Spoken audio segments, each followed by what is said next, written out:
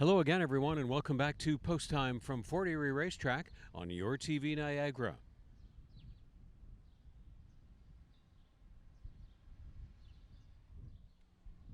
No spectators are allowed at this time. No spectators allowed at this time, but we want to thank you for following along on FortErieRacing.com, where you find the live stream and the replays.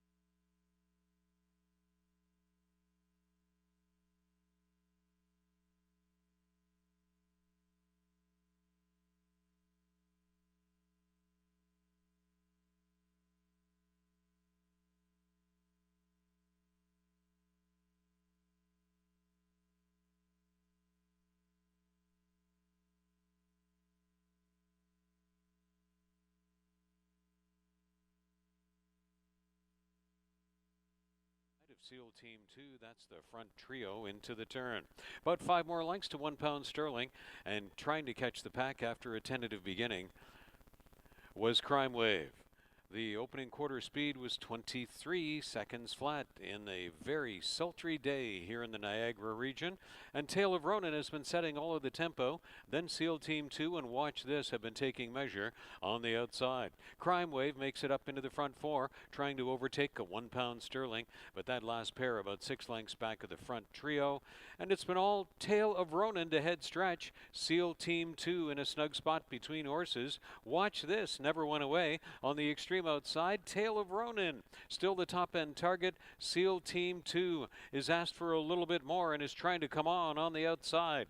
Tale of Ronan. SEAL Team 2 is trying to surge one more time, but Tale of Ronan at 4-1 goes all the way. SEAL Team 2 just second best. 1 pound sterling was third, and finishing fourth, Watch This in 1:19 flat. Tale of Ronan and Mark Lee Buchanan go all the way in the first.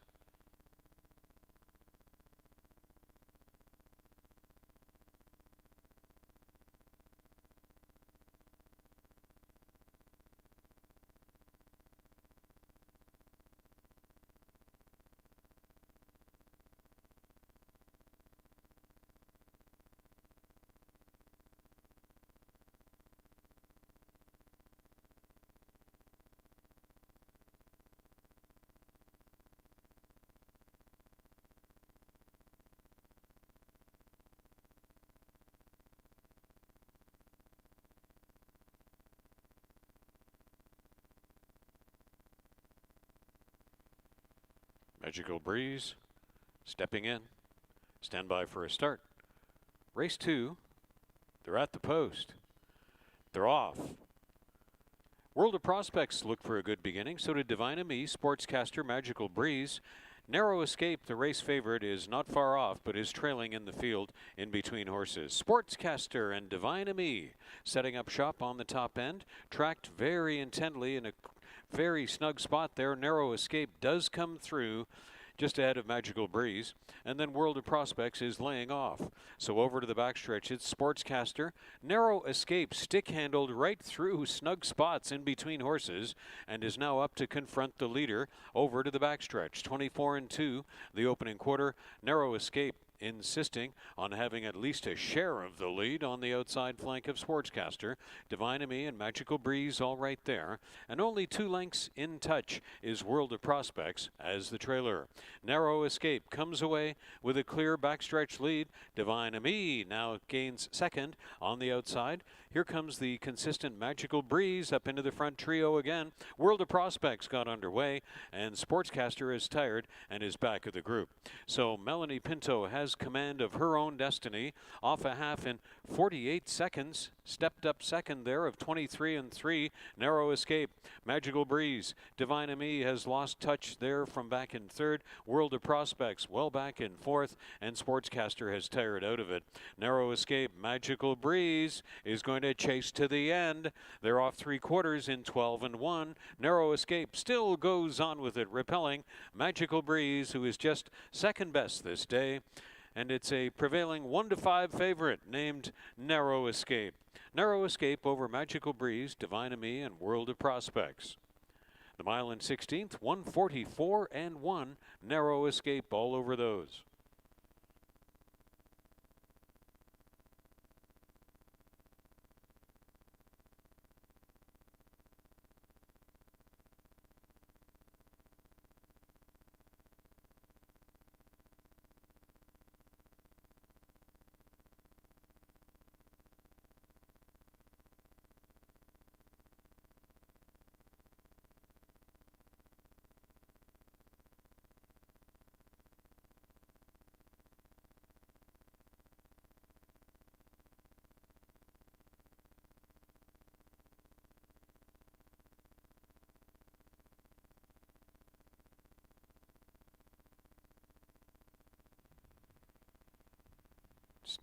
They're off in race 3.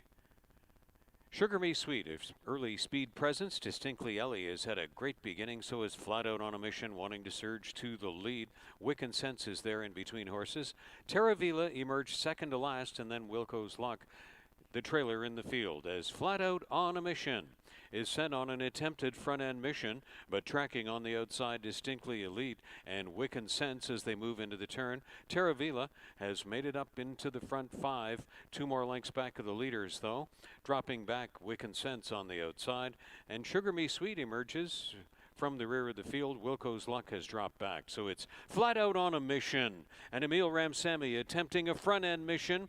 The quarter speed was 23-1. Flat Out on a Mission. Sugar Me Sweet is the next closest pursuer. On the outside, Terra Vila has moved up into third. Flat Out on a Mission was long gone all the way at 2-1. Sugar Me Sweet second. Then Terra Vila was third, and Wilco's Luck saved fourth as longest on the board. Flat Out on a Mission. 59-3 for 5 on the turf.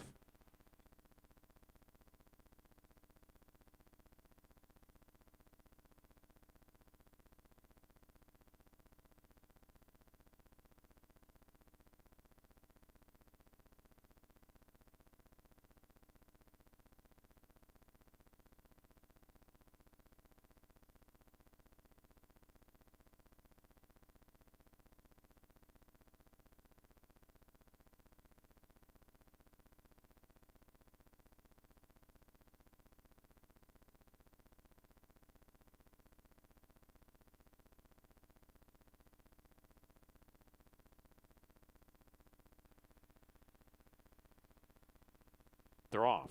In race 4, Sophistication last in is first away, and down along the inside, Chief Rollin' Thunder. And then it's Nuke Pagodi, and the heavy favorite, Marcus, is having some work to do there, about 4 or 5 lengths back of the group, as Nuke Pagodi surges to the lead over Sophistication.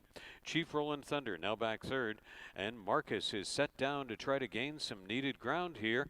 Nuke Pagodi just by a tight length on Sophistication, and they were over there at the first post in 23 seconds flat. Nuke Pagodi, Sophistication.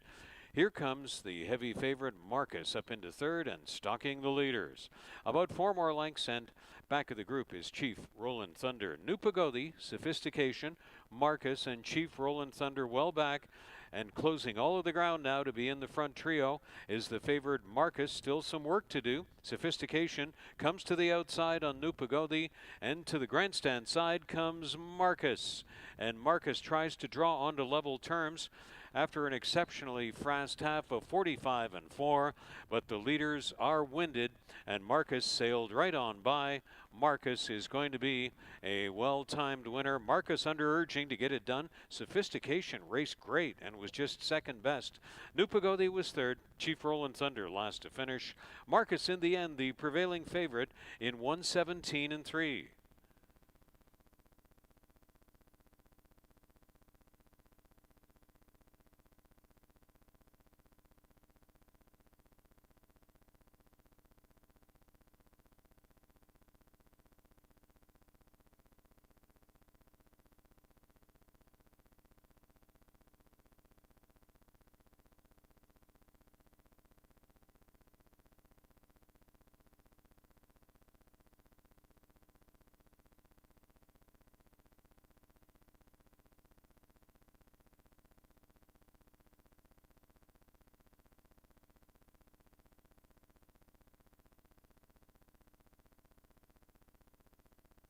Race 5 locked and loaded. They're off. Really good line and even beginning there. Leon Azul first to flash speed. Big Classic has come out well. And down the middle of the course, San Nicola Thunder going to show some early speed. Right there with them along the inside is Stormy Leo. Leon Azul dropped back a little bit. And then Unyielding is passed on the outside by Good Old Hockey Game. Stormy Leo taking no prisoners down along the inside.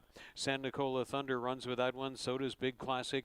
Then Leon Azul. Good Old Hockey Game is now a bang-up fifth on the outside. Unyielding is far, far back of the group. And to the top of the stretch, we will roll. It's San Nicola Thunder trying to seize just a scant lead from a hard-ridden Stormy Leo. On the farthest outside is Leon Azul, and coming from far back, Good Old Hockey Game. Big Classic has tired. The extreme outside, Good Old Hockey Game, Leon Azul. Finally giving in is San Nicola Thunder, Leon Azul. Leon Azul, a scant late lead to win by a head. Leon Azul just by a head over Good Old Hockey Game. San Nicola Thunder was third, and Stormy Leo pressed the pace and was fourth best as Juan Crawford springs an upset with Leon Azul in race 5.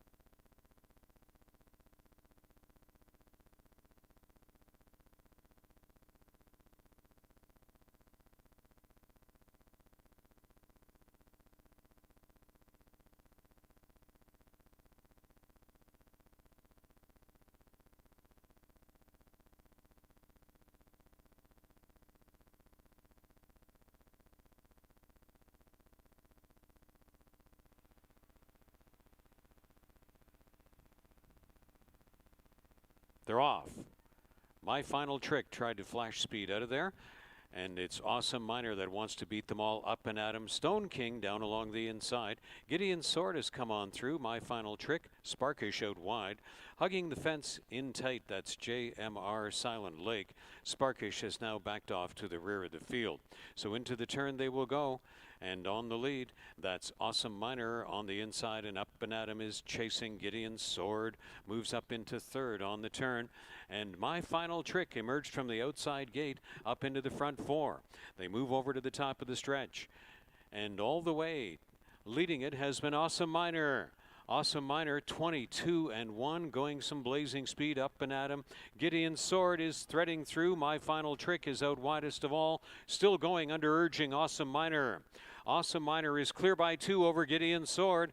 Awesome Miner at 3-1 goes all the way. Gideon Sword is second. Up and at him did save third over Dr. Uptown fourth, and My Final Trick was fifth. Awesome Miner and Melanie Pinto wired the field there in 58-2.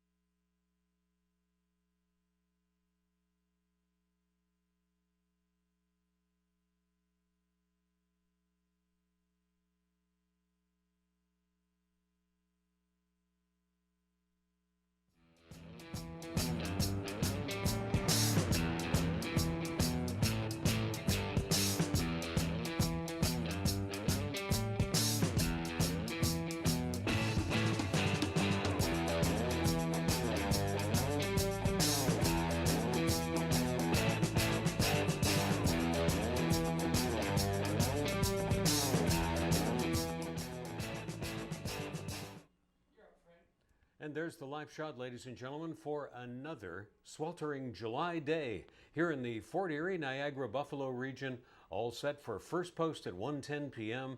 Good afternoon. It's from Fort Erie Racetrack that we come to you again this day for our 11th of 39 programs in 2020. And the temperature has been skyrocketing the last little while. We're going to make it into the 90s on the Fahrenheit scale again today. So the main track is fast, the turf course is firm, and we're counting down the minutes to the 1:10 p.m. first post at Fort Erie Racetrack.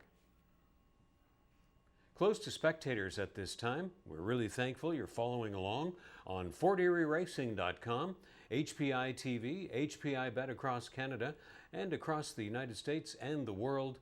Thank you for your interest in 2020 live racing action from Fort Erie Racetrack. And the major order of business this day is in the final race, the Jackpot High 5, built again yesterday. So we carry more than $28,000 into the final race. That's a Jackpot High 5 carryover of $28,151 into the final race of the program.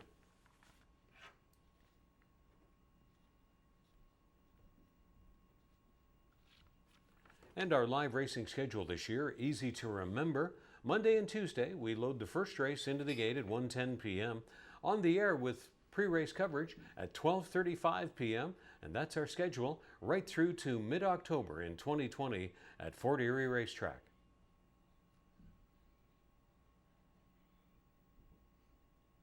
Become a member today of HPIBet.com. It's free to join, and you'll get $100 when you've wagered your first $100. Membership includes HPI Bet Rewards program. You can watch up to 4 live streams and live tracks at the same time. You can wager on almost 500 tracks worldwide, and you have the ability to either play online or at the racetrack. That's free memberships now at HPIBet.com.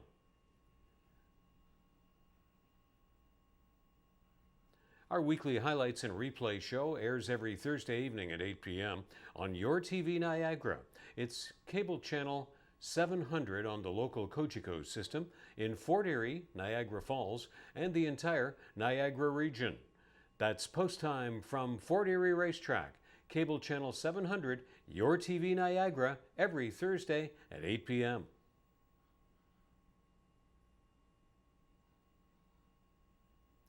Our live stream, the replays, racing schedule, the Ashley Mayu free tip sheet, much more.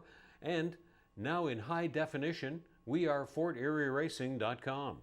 The live stream now yours to enjoy in HD. FortErieRacing.com.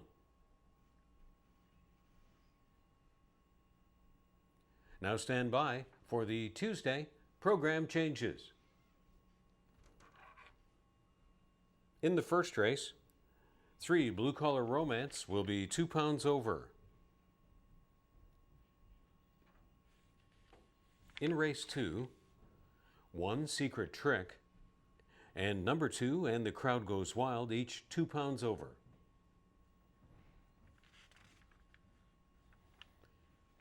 On to the third race, Stewart's Scratches of 1 4 Nights and 4 Draina's Bullet. Number 1 and 4 are scratched from race 3. Still in race 3, number 2, Captain Sydney, will race 1 pound over. Fourth race is clear of changes.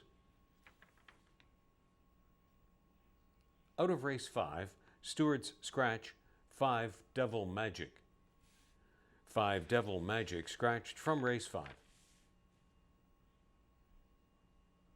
In the sixth race, 3 Miss Patriot, 2 pounds over.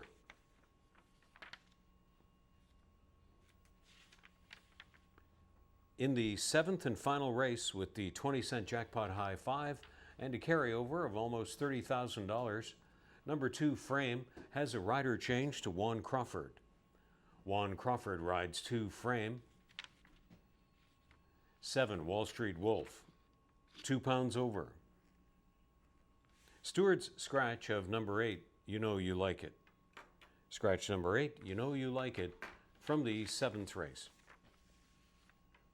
First post at 1:10 p.m. Welcome back, everyone. All set for a great Tuesday afternoon of racing from here at Fort Erie Racetrack. Now, I want to tell you what an imprecise science that handicapping is. I missed this point totally yesterday, and my apologies for that. I did pick a horse named Awesome Miner on the ticket in the final race yesterday, but not on the top of the ticket. And that's a regret because there was the Mickey Neubauer and Melanie Pinto trainer and jockey combination going for us, and at various sample sizes, that combination has won at an almost 80% rate over the past year. And if you just watched the replays a little while ago, Awesome Miner was again an overwhelming winner for that duo in the final race yesterday. We will not have that situation in the final race today, but we have lots to get to now in the handicapping segment as we try to get you a share of that building high five jackpot of almost $30,000 on the finale. First race, some of the possibilities for the 6.5 furlong test of the claiming field. I'm going 1, 2, and 4. A-list. Looks like one of the stronger and more logical favorites on the day. Since the last start, which in and of itself was very promising enough here, there has been a private sale and a trainer change. And there is a great resource for you to call on. That's our free tip sheet by Ashley Mayhew on the website. Go to forterieracing.com, and under the betting tab, you can find the free daily tip sheet. Ashley Mayhew has the statistics for this kind of first-time starter from this particular stable of Mark Fournier, and all kinds of other statistical wealth for you to explore today. Myself and Ashley Mayhew, the Daily Racing Form, and our morning line oddsman, Bill McGurr from Equibase.com. Also our chart caller and morning clocker here is Bill, all in consensus of number 1 A-list in the first race. Anybody else to win that first race will be an upset. In race 2, claiming field to travel 6.5 furlongs on the main. I'm going 2, 4, and 3, and the crowd goes wild brings you the lethal combination of trainer Nick Mullaney Jr. and rider Helen Vanek. Last start, and the crowd goes wild, had to go against one named Pachamama from the same connections of Nick Mullaney and Helen Vanek. So this time they tune up with another of the stable members here, and the crowd goes wild, who looks like he will wear the logical and deserving favorites role for this 4-year-old filly in race 2. Number 4, Truly Honored, battled long and hard and was really kind of unlucky to lose by about a millimeter in that last start. And in fact, the Daily Racing Form does put Truly Honored on the top of the ticket. The rest of us going with the Nick Mullaney and Helen Vanek combination because they have a strike rate of well up into the 30 to 50% range this year here at Fort Erie Racetrack. Very powerful combination there, teaming up on And the Crowd Goes Wild in race 2. From the third race, the complexion changes because of the steward scratches of 1, 4 Nights and number 4, Draina's Bullet. I'm going 7, 5, and 6 in this spot, as Bold Animo will debut today from the Kevin Buttigieg operation. And Kevin Buttigieg with first-time starters, as Ashley Mayhew explains in today's free tip sheet on our website.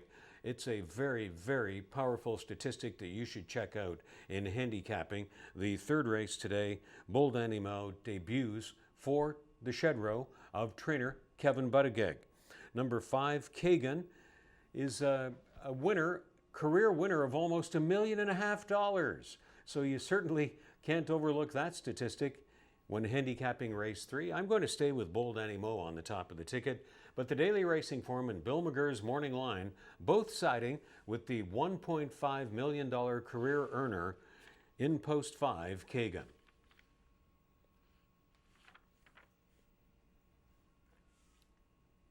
On to the fourth race, where I believe we have another strong and deserving favorite in post 6, and that's Orphan Queen. You're getting a class comparable to the last start.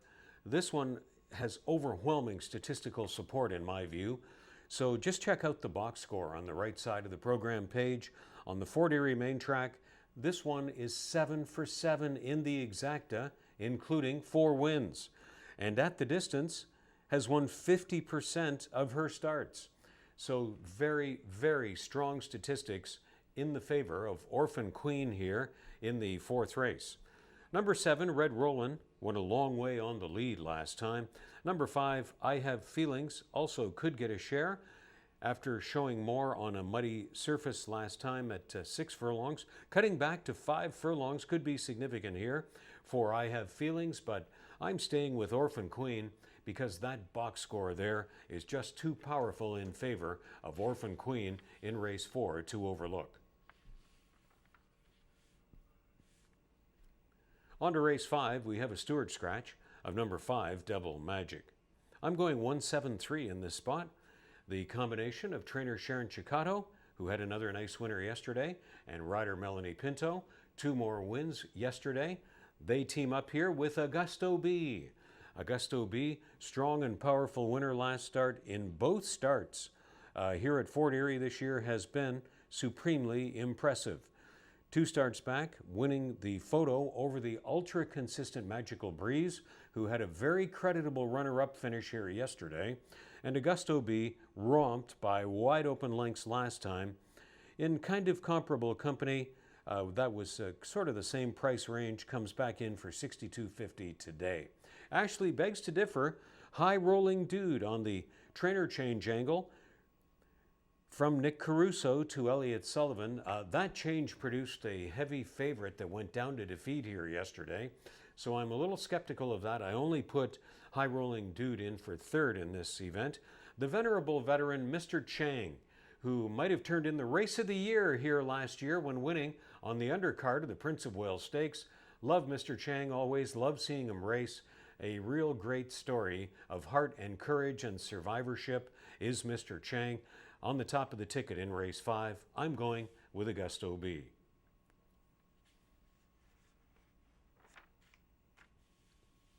On to the 6th race. 7 furlongs on the turf course. Love these long turf races here at Fort Erie. I'm going 2, 5, and 1. No extensions. I'm going to cut some slack and say that poor outing last time as a beaten favorite was an anomaly for Mickey Neubauer and Melanie Pinto. This one is back in less than a month's time. This is the combination that I was speaking of at the top of the program there, that won with Awesome Miner in the final race yesterday. When you get Mickey Neubauer and Melanie Pinto on the same horse, their strike rate, depending on the sample size, is 50% or higher, just too powerful to overlook. And I'm going to give one more chance to no extensions before I bail out and look elsewhere. Number 5, Mintaka Bell picks up the trainer change to Kevin Buttigieg today. So that is a powerful angle to certainly give some credence to. Number 1, Stormy Susie moves up to face winners now, but did earn a narrow decision last time and could be strong and brave after that effort for Stormy Susie, who just nailed the favorite Not a Housefrau last time. Against maidens, now moves up to face winners. I'm staying with no extensions. Ashley and the Daily Racing Form going with Stormy Susie in the repeat attempt. Bill McGurr is with me in the morning line on no extensions, not yet ready to bail on the Mickey Neubauer and Melanie Pinto connections in this spot. Finally, race 7, where we have that building jackpot high five carryover of almost $30,000. To be exact, $28,151 coming into this event. The claiming field to run 5 panels on the main track, non-winners of 4 claimers.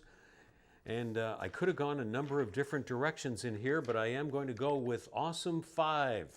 Awesome 5 last time was closing and just ran out of racetrack in my view. Well, today gets an extra half a furlong to work with.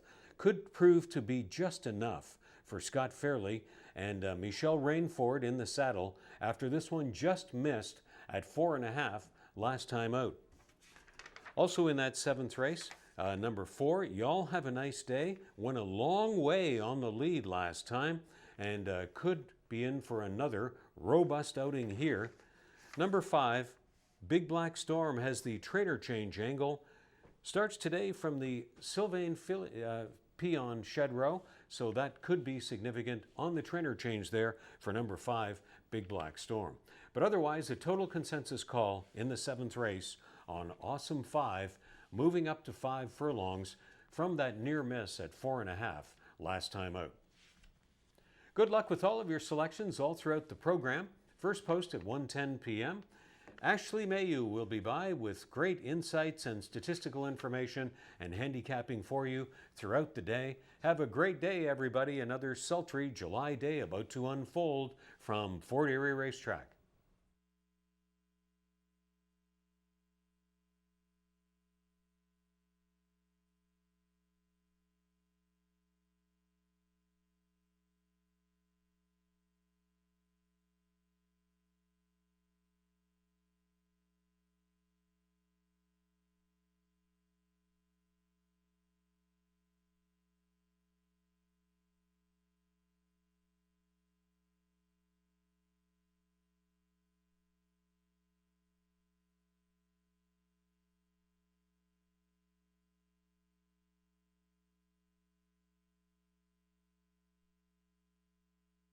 Good afternoon, everyone. 7 races on the card today at Fort Erie, and we'll kick things off on the main track here in race 1, a claiming event, 4 fillies and mares, non-winners of 3 lifetime.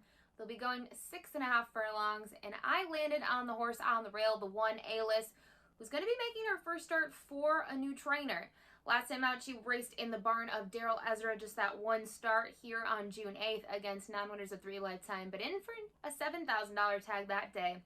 So she is dropping in class.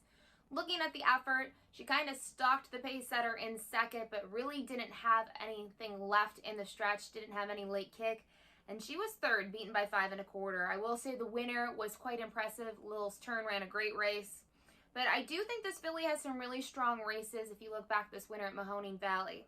They were going, at first just that 6 furlong distance, and then they stretched her out to a mile and 1.70 miles.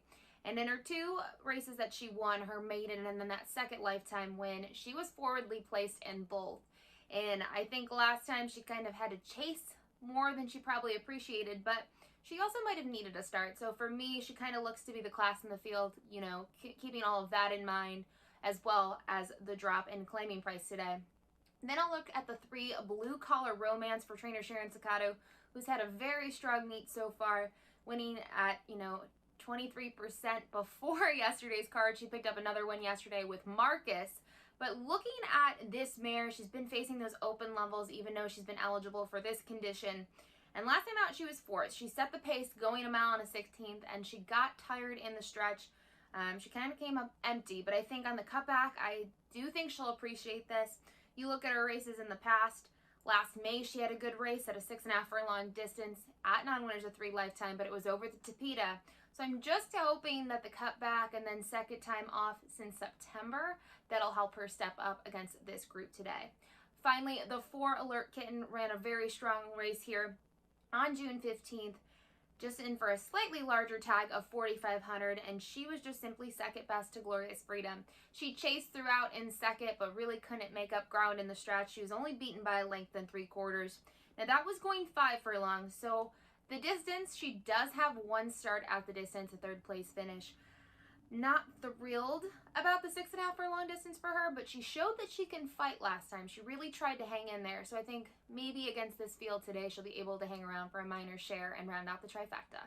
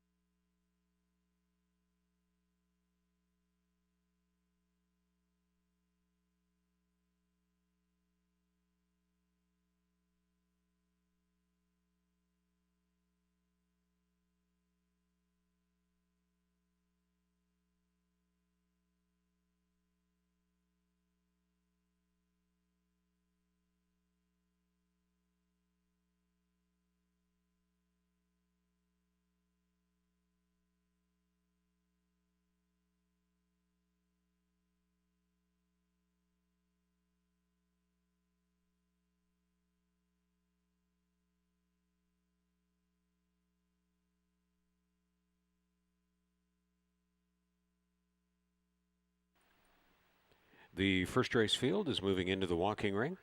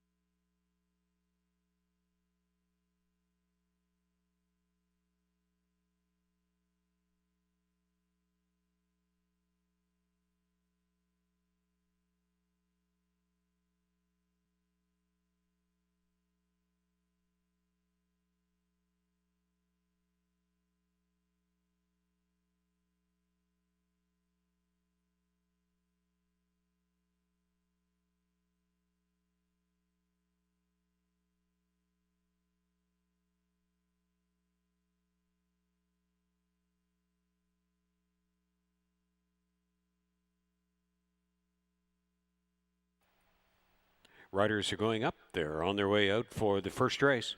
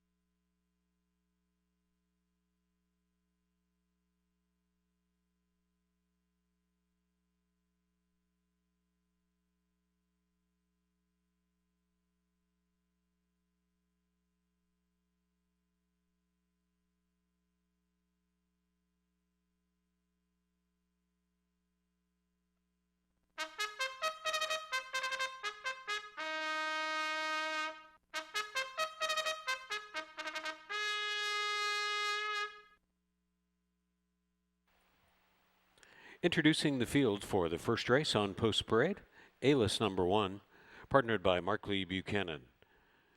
Trained by Mark Fournier for owner Eric Ross. Sonny's Dream is number 2, conditioned by Ken Albu for Six Brothers Stable. Hired to ride Kirk Johnson.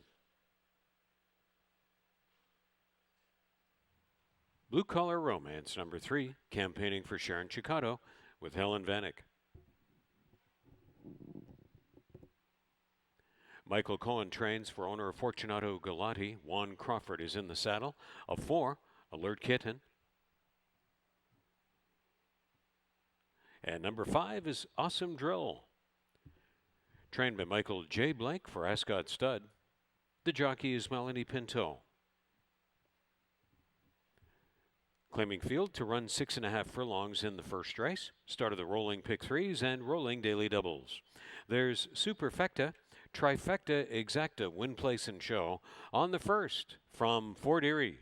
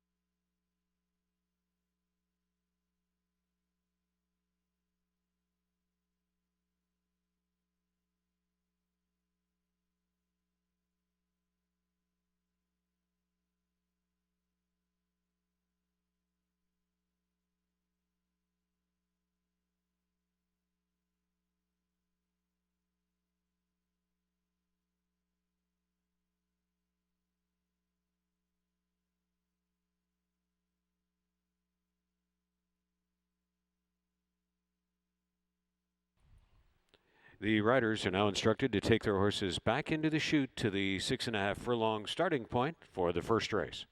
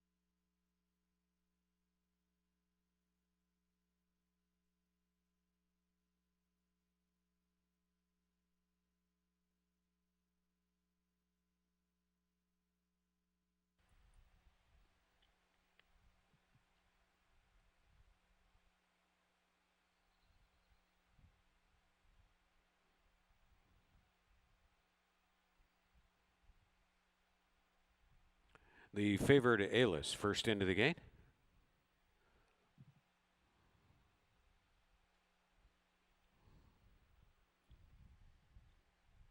Sunny's Dream offered at 9-1.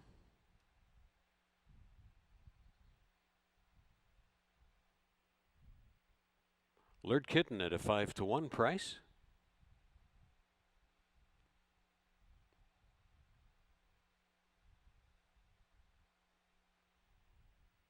Awesome Drill and Blue Collar Romance step in. Stand by for a start. They're at the post. For the first in Fort Erie. And they're off for the 11th program of 39 race dates in 2020 at Fort Erie Racetrack. And bounding out from the outside, Awesome Drill has been just awesome to win the break over Alert Kitten. Alis down along the inside with about 7 lengths of work to do in the early going here. Then Sunny's Dream and Blue Collar Romance on the outside. Awesome Drill has been just on fire since winning the break cleanly. And it's all Awesome Drill along the backstretch over Alert Kitten. Alis, the favorite, still trying to make up some ground as Awesome Drill not coming back to the field just yet. Alert Kitten picking up second, now starting to chip away at the lead. Alis has been in reserve third. That's Blue Collar Romance on the outside fourth, and Sunny's Dream completes the field. Here comes Alert Kitten to the outside on a hard-spent Awesome Drill and sailed right on by. And the speed was 22-3, 46-2. Alert Kitten is the top of the stretch leader. Awesome Drill offered no resistance. Is it tiring? Second, Alis, no more to offer yet, only third best on the outside. Ahead of Blue Collar Romance and Sunny's Dream. It's all Alert Kitten at 6-1. That's clear. And winning the Tuesday opener in Fort Erie, Alert Kitten and Juan Crawford run up the score. Alis, the favorite, did salvage second. Blue Collar Romance third. It was tight for fourth with Sunny's Dream outside of Awesome Drill. Alert Kitten first home in 120-1.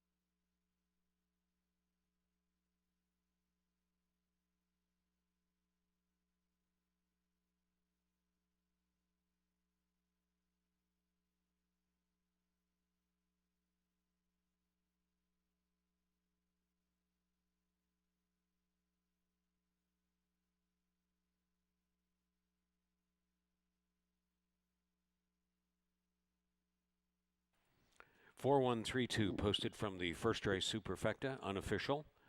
22-3, 46-2, 3/4, 112-4. The 6.5 furlongs, 120-1, Alert Kitten.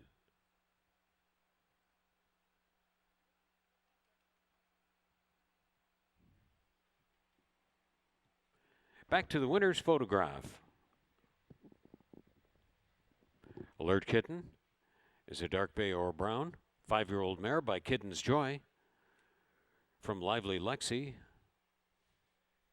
by Giants Causeway. Bred in Kentucky by Sarah and Ken Ramsey.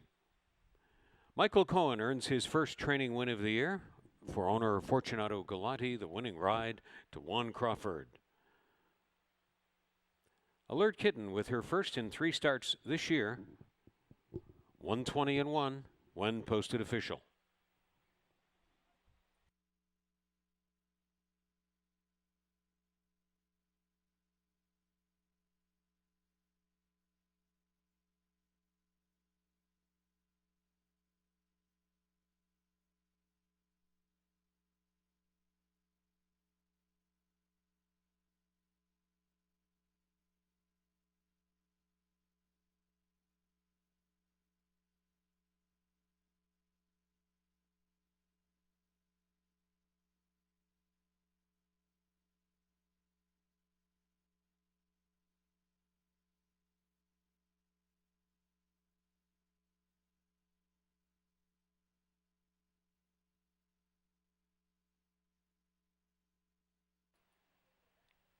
Off at 6-1, 15.20 on the win ticket by Alert Kitten.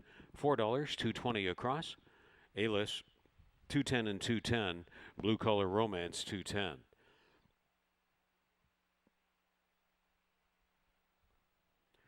The exact at 29.80. The trifecta 52.20. The dollar superfecta 413 and 2, $45.65.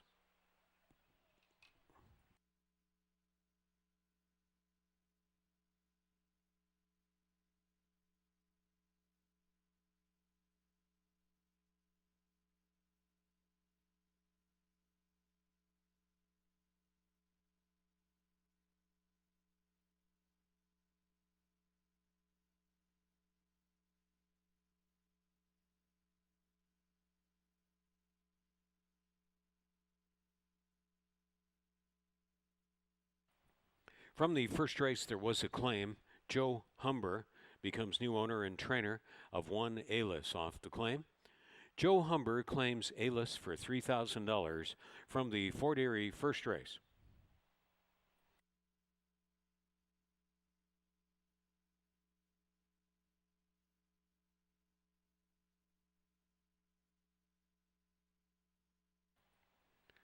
Race 2 weight changes, 1 Secret Trick and 2 As the Crowd Goes Wild.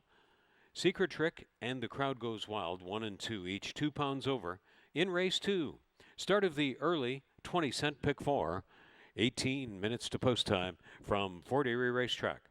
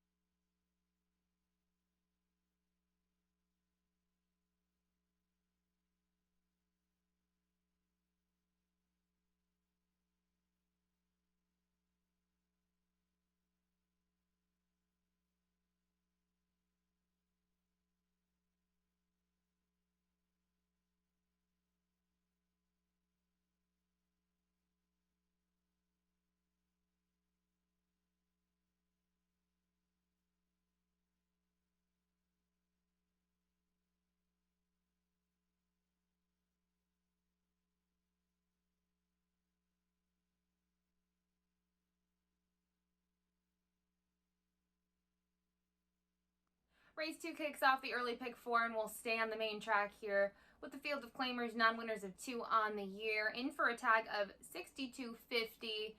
Looking at the field, I do think the 2 and the crowd goes wild is hard to ignore. Not only is she making her second start for Nick Mullaney Jr., who is always someone to watch here, and then you see Helen Vanix in the saddle. You see their percentage, 47% at Fort Erie, looking at 2019, 2020. Huge number there, but I think with her the big thing is she's getting some significant class relief, and she doesn't have to race against her stablemate Pachamama, who, as expected, won that most recent performance, but she did have to work for it. And you do see that the top 2 in there, Pachamama and Snellflicka, were clear of the field by 10 lengths. I know that the margin is big, but you have to kind of consider the company that she's facing today compared to the company that she faced last time out.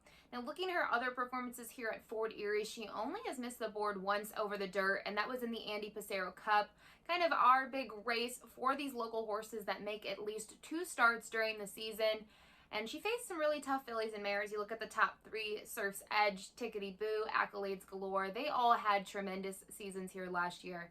So I'm kind of going to discard that effort. She does have a win at the 6.5 furlong distance, and that was when she got that second lifetime win. She won with ease. That was in for a tag of 4,500. I just think on paper she looks to be extremely tough today. I did look to the 4, Truly Honored, for trainer Josh Robillard, because she's coming out of a strong race. It was her first race since October. She had to race over a muddy surface, was in for a tag of 4,500, and just missed by a nose, beaten by Written, who won 2 races here so far this season. And looking at the way she's won, she's got to the lead, she's shook and clear of everyone else, and she's stayed there. So pace has really played into, Truly Honored's races and Written's races. So I do think in here, kind of figuring out how the pace expects to unfold, wouldn't be surprised to see Express banking towards the front, obviously, and the crowd goes wild. So I do think she's going to get a similar trip, but she's actually going to be going a little longer today at 6.5 furlongs, so I definitely think she has a big chance today. Finally, I will go to the 6, Secretariat's Honor, and typically I'm not a fan of horses that flip-flop between surfaces. She started 2020 here at Fort Erie on the dirt, had a disappointing performance, then they switched her to the dirt.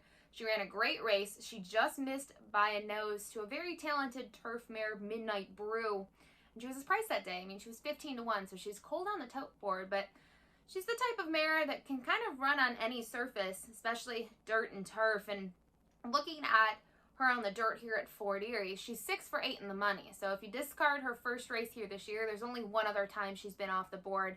And she's typically faced some salty groups. When she was in the John Sims barn last year, she was against Starter Allowance Company, and she's getting 3rd place finishes. She was still picking up, respectable checks in there. So I do think in her case, I don't mind getting back on the dirt, especially at this level. I think she should kind of fare well, and maybe she just needed some races off the layoff, and that's why she kind of woke up in her most recent start.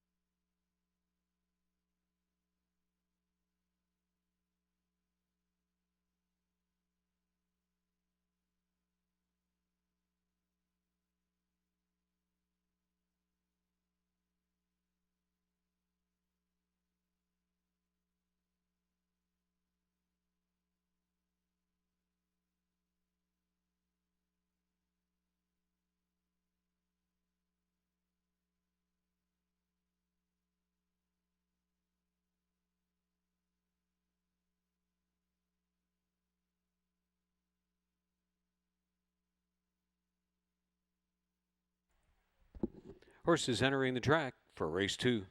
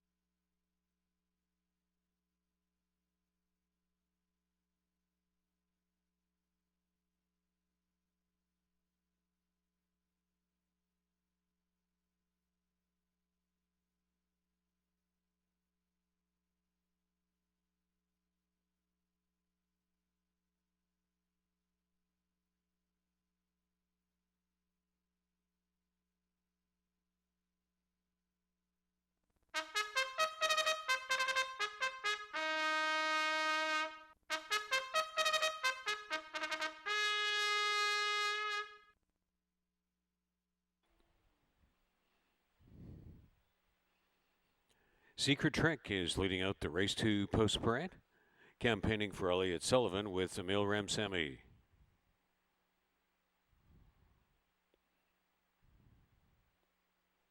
And the Crowd Goes Wild is number 2, owned by C. Ali Booth, trained by Nick Mullaney Jr.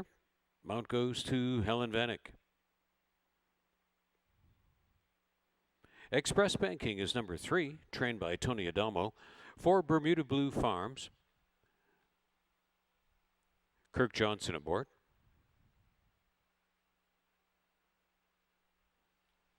Josh Robillard conditioning for Krista Clemmer, Pierre Melhot back to ride 4, Truly Honored.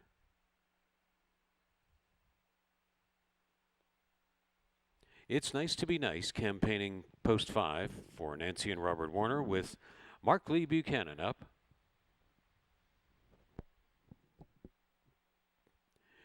Chris Husbands, the jockey of 6, Secretariat's Honor, trained by Barrington Cito for Ian D'Souza. Claiming field at 6.5 furlongs on the main track for race 2. Start of the early 20-cent pick 4. Starts a rolling pick 3. Their superfecta rolling double. Trifecta exacta win place and show. Race 2 coming right up from Fort Erie.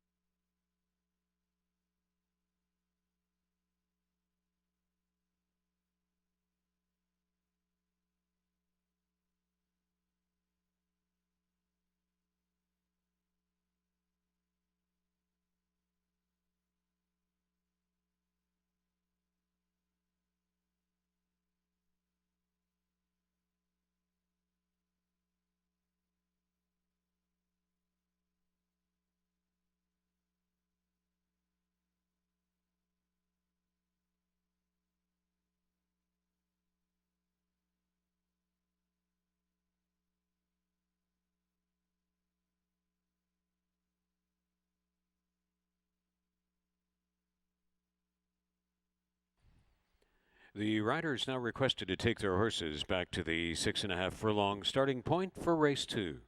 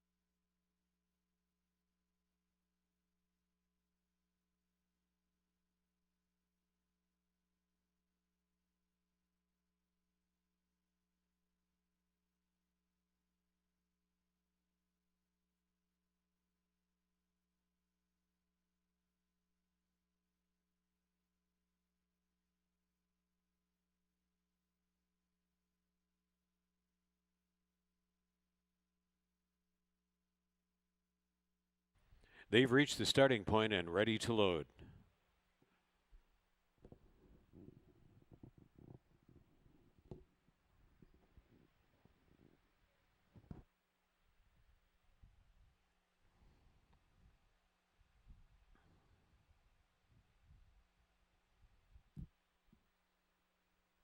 Secret Trick offered at 9-2 first in. And the Crowd Goes Wild is going to go off favored. Express Banking stepped in. Truly Honored at 4-1 respect.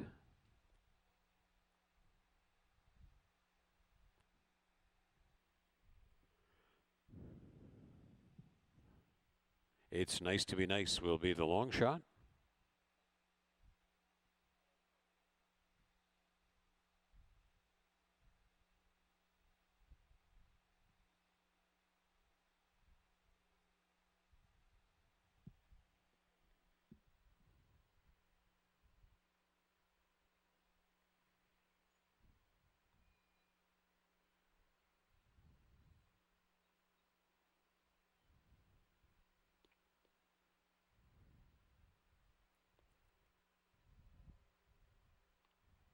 Waiting on Truly Honored.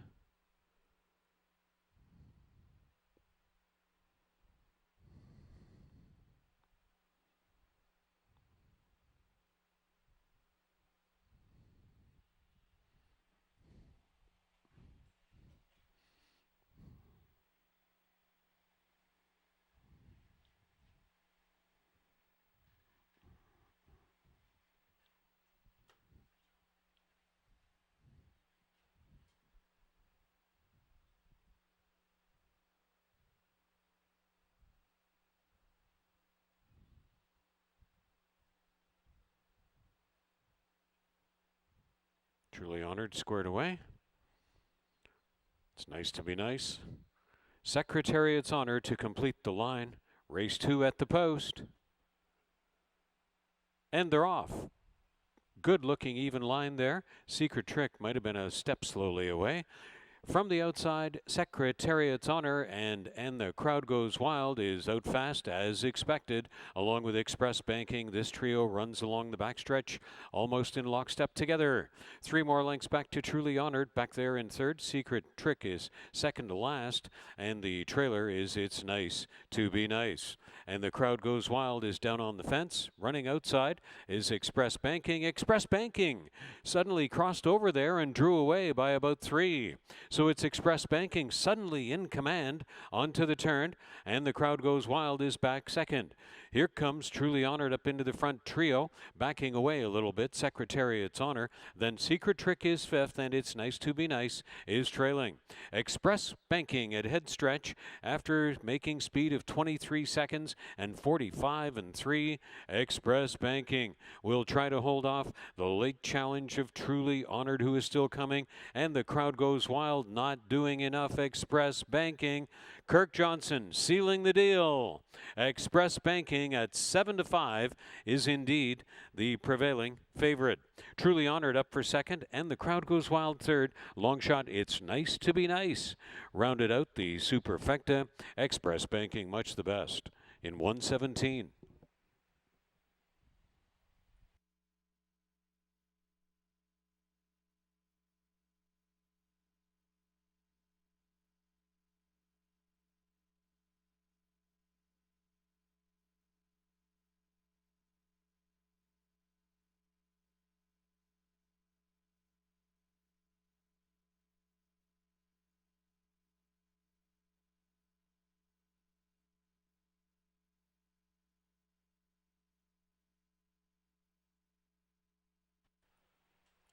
Three, 4, 2, and 5 posted from race 2. 3, 4, 2, and 5. Split times 23. 45 and 3. 3/4, 110 and 2. And the win time is 117. Express Banking.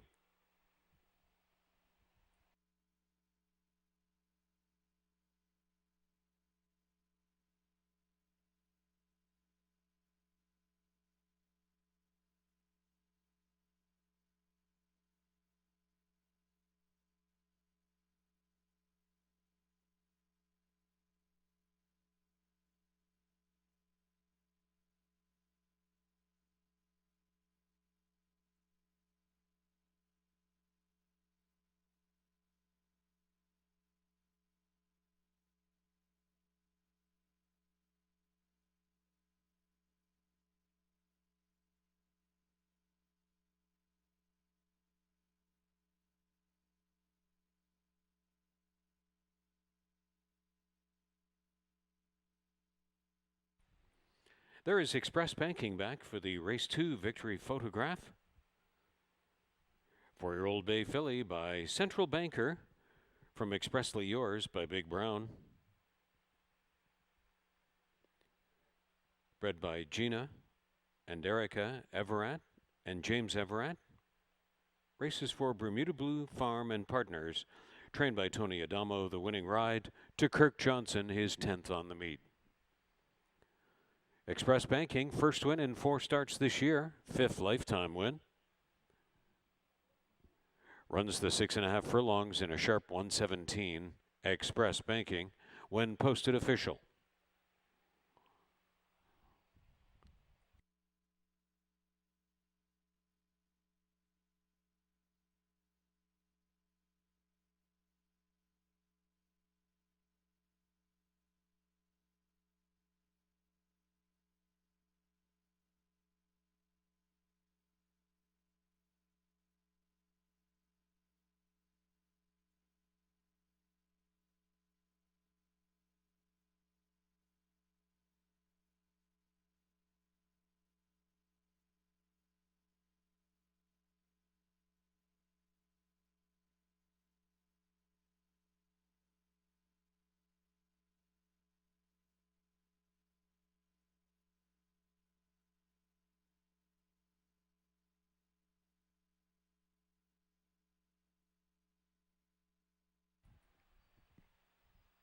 $4.90 on the win ticket. Express Banking, $3.20 and $2.50.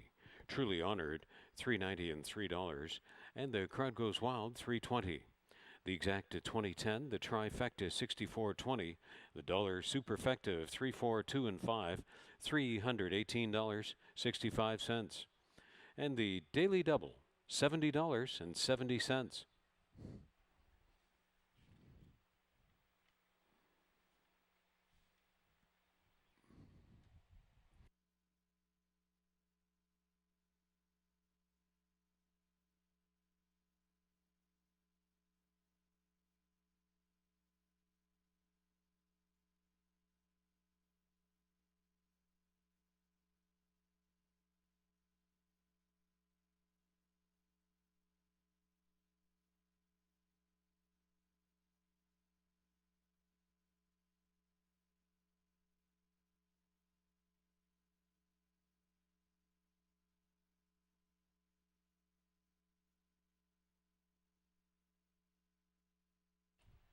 You can join HPIBet.com for free today and receive $100 when you've bet $100 with your first bet on HPIBet.com. Membership includes the HPIBet Rewards Program, the ability to watch 4 tracks at the same time. You can wager on almost 500 tracks from around the world, and you can wager online or on-site at any time. Check it out and join for free today, HPIBet.com.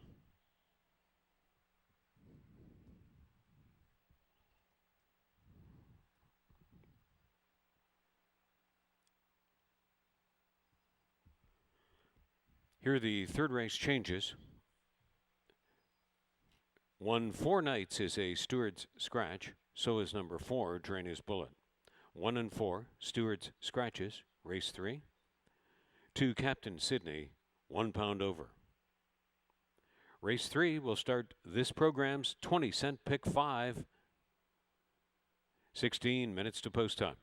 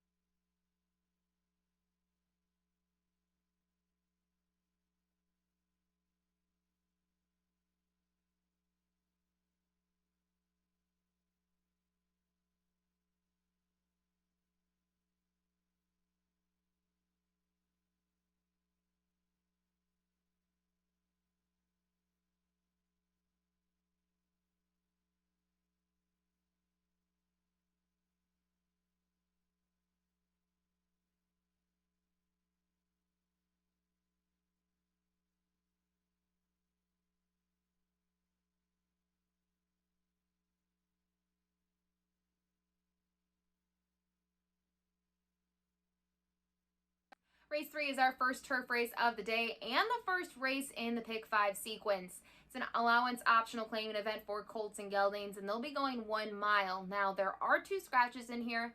The one for Knights is out, as well as the 4 Drina's Bullet, who was my top selection initially, and I really thought this race kind of came down to a 2-horse race between him and then now my new top selection, the 7 Bold Annie Moe, who was second here, making his 2020 debut on June 16th.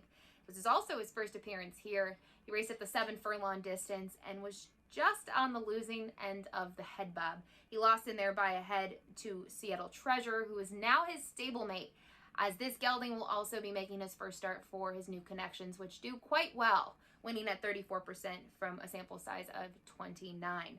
Now, I do think for him a key thing will also be the longer distance. He's typically raced at a mile and 16th, and I think the mile distance should suit him perfectly. The 5 Kagan has a ton of backlash. This gelding has made a lot of money on the racetrack, nearly $1.5 million in his career. Now, his last appearance in the races in general was here at Fort Erie in September of 2019, and it was a winning performance. You know, it was his only win last year, and specifically his only on the board finish. It was against an allowance group. He stalked in there just a length or 2 off the leaders and was clear in the end by half a length, and he went off at a bit of a price, 9-1, which was shocking. I think on paper the race really looked like he was a logical contender, as well as the runner-up, Eska Minzen, who does have some backclass as well. So he's obviously had some significant time off, but his most recent breeze is quite strong, 48-1, and we'll see if he likes getting back on this turf course today. But obviously, the layoff, he needed a couple starts last year, so that's kind of my concern with him. Looking at the others, I would probably think maybe Who's Got It has a chance for underneath. He's 3 for 5 in the money over the turf course, but his only performance this year came over the Tapeta, and he was a disappointing 7th in a 10-horse race, so I only see a minimum share for him today.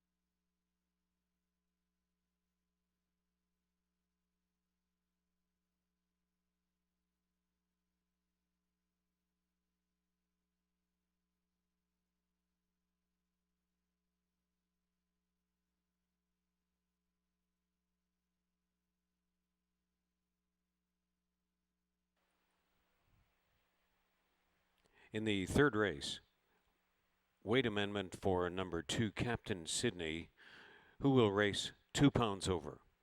In the third race, note that 2, Captain Sydney, will race 2 pounds over.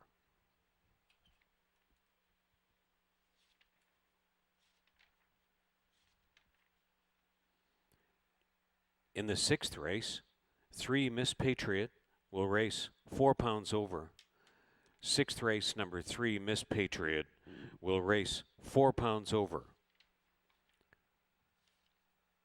In the seventh race,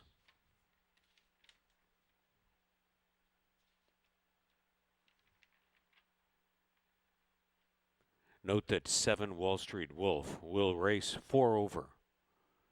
Seventh race, 7, Wall Street Wolf, 4 pounds over.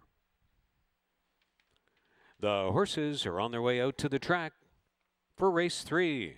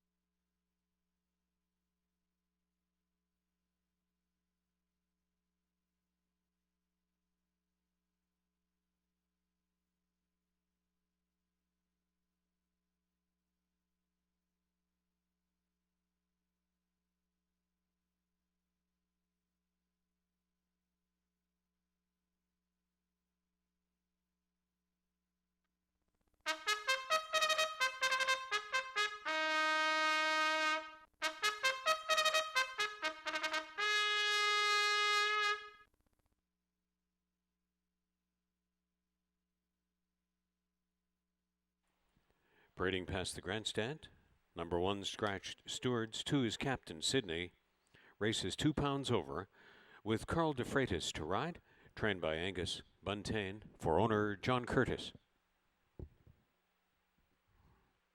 Who's Got It is number 3, trained by Warren LeBlanc for Michael Sims. In the irons, Juan Crawford.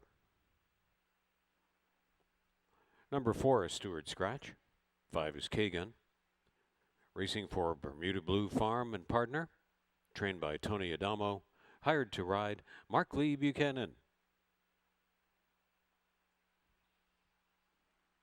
Howard Newell up for Radcliffe Stable, Barrington Cito. 6 is Greenfield.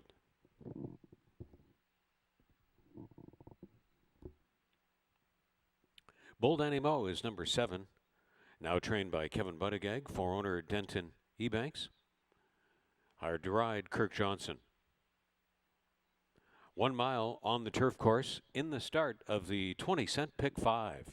Starts a rolling pick 3, and there's Superfecta rolling double with Trifecta, Exacta, Win Place and Show. Race 3 coming right up. Turf Mile from Fort Erie.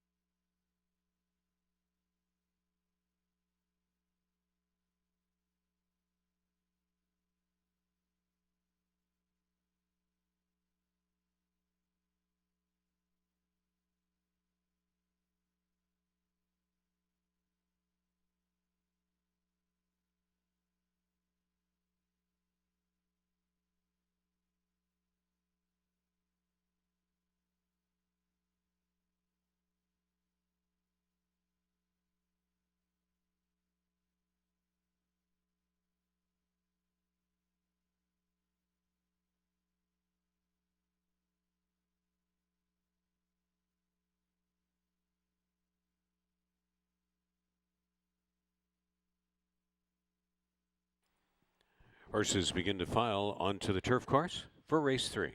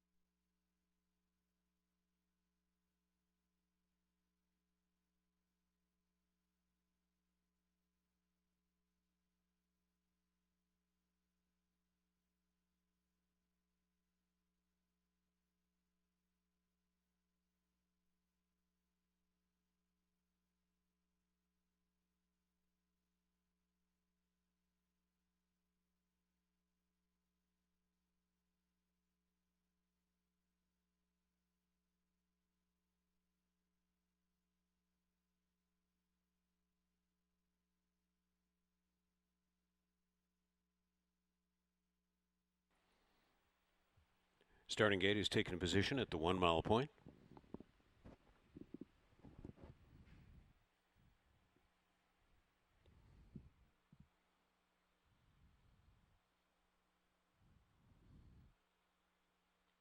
And the riders now instructed to bring their horses up to the gate.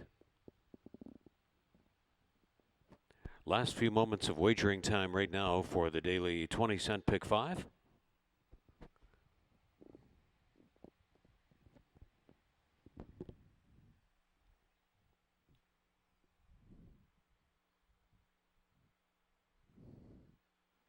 At 5 to 1 offered is Captain Sydney stepping in.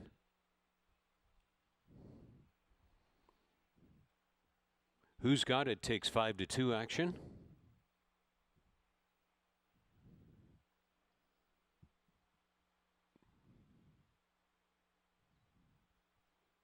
Kagan hovering around 9 to 5, 2 to 1.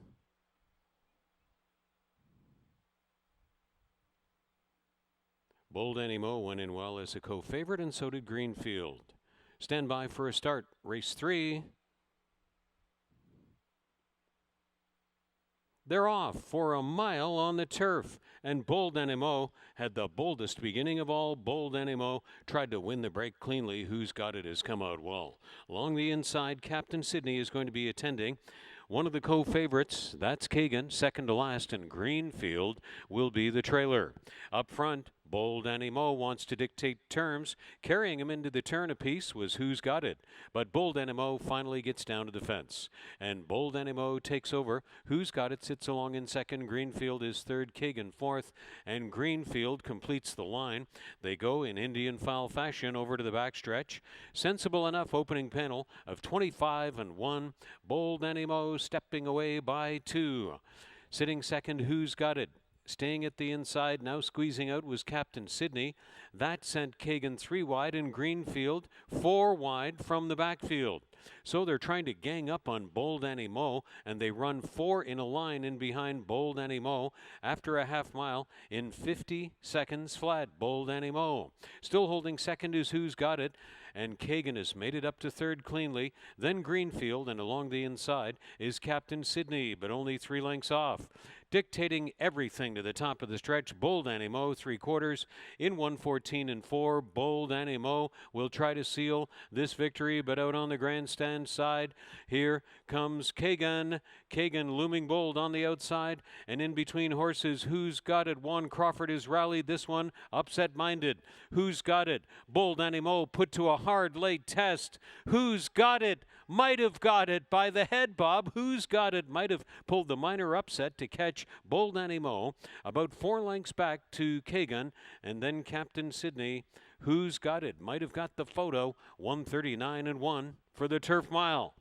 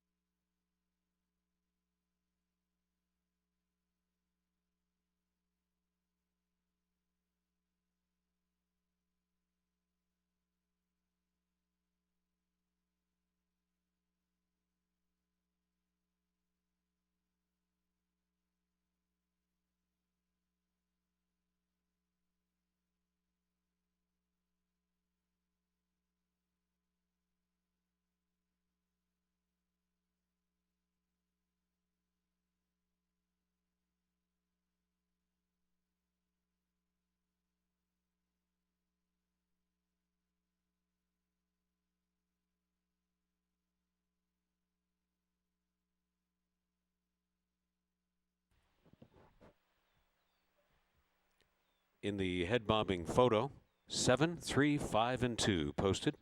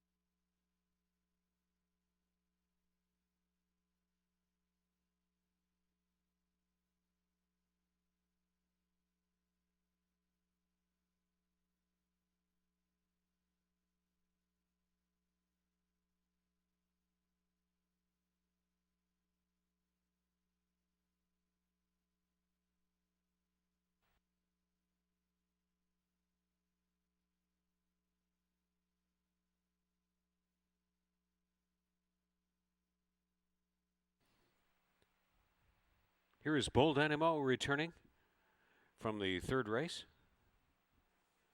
The 6-year-old bay gelding.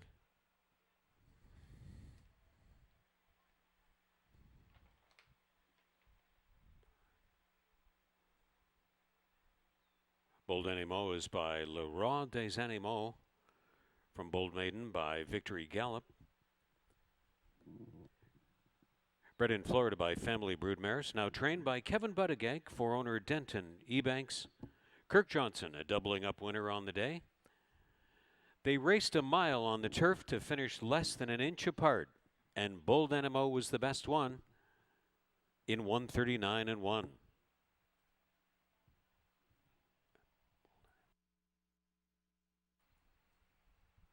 $5.80 on the win ticket as 9 to 5 co-favorite. Bold Animo $3 and $2.10. Who's Got It $3.20 and $2.20. K-Gun $2.60. The exact at $12.30. The trifecta $34.50. The dollar superfecta $7, $3, $5 and $2 $27.40. Rolling daily double $17.30, and the program's first pick 3 $92.75.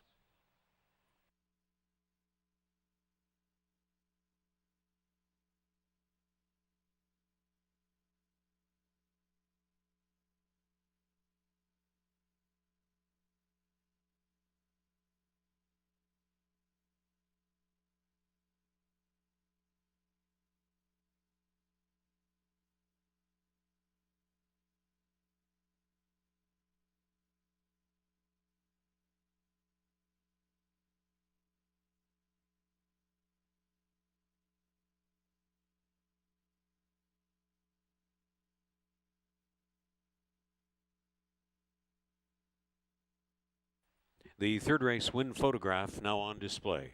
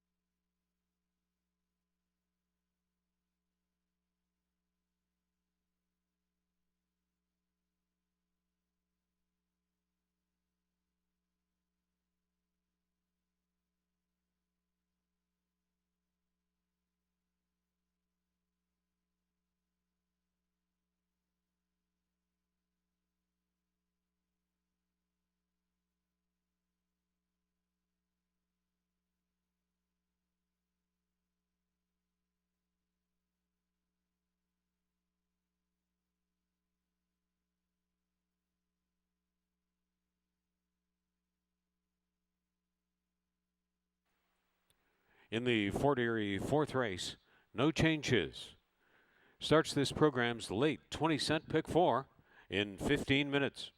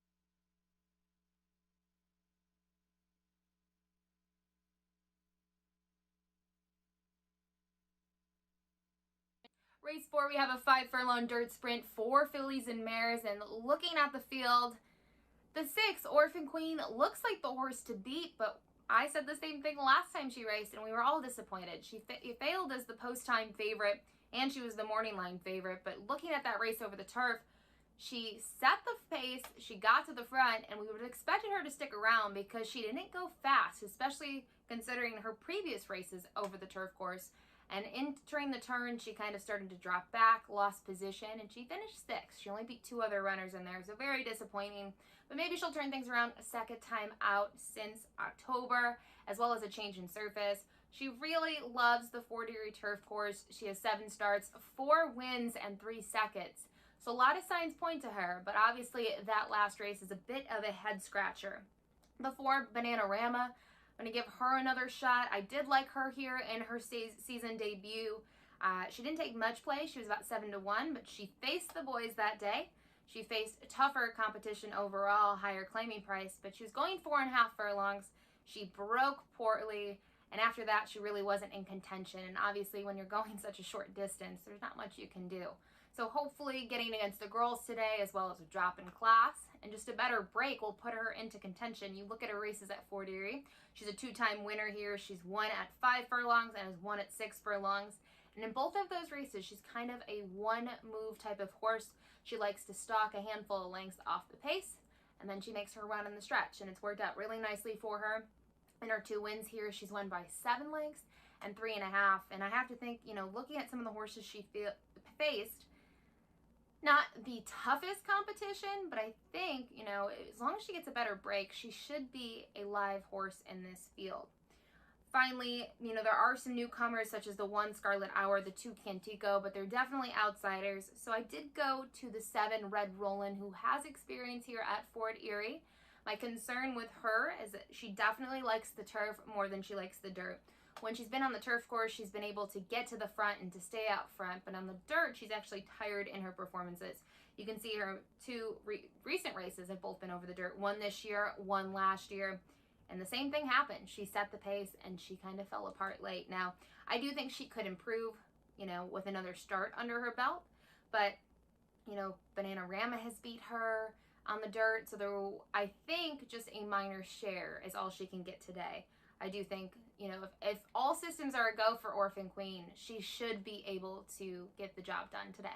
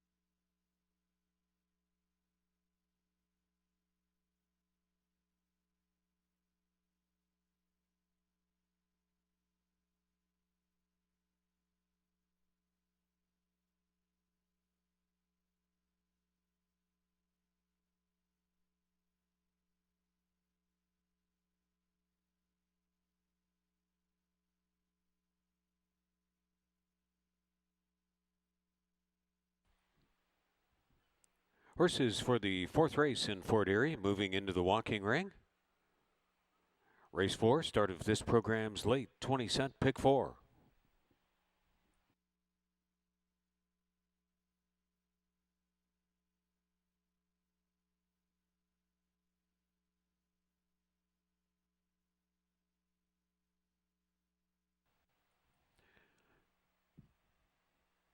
Four-hour live streaming, the replays, the racing schedule, the Ashley Mayu free tip sheet under the betting tab, and much more. Be sure to visit us at FortErieRacing.com. That's FortErieRacing.com.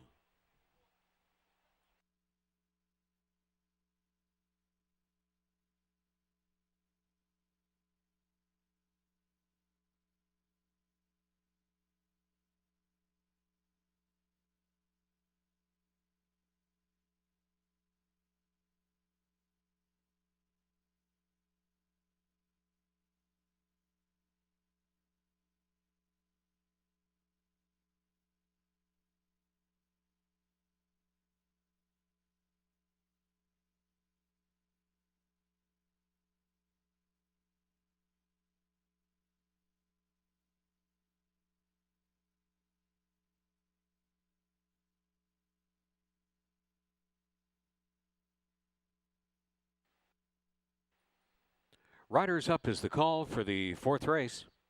They're on their way out to the track.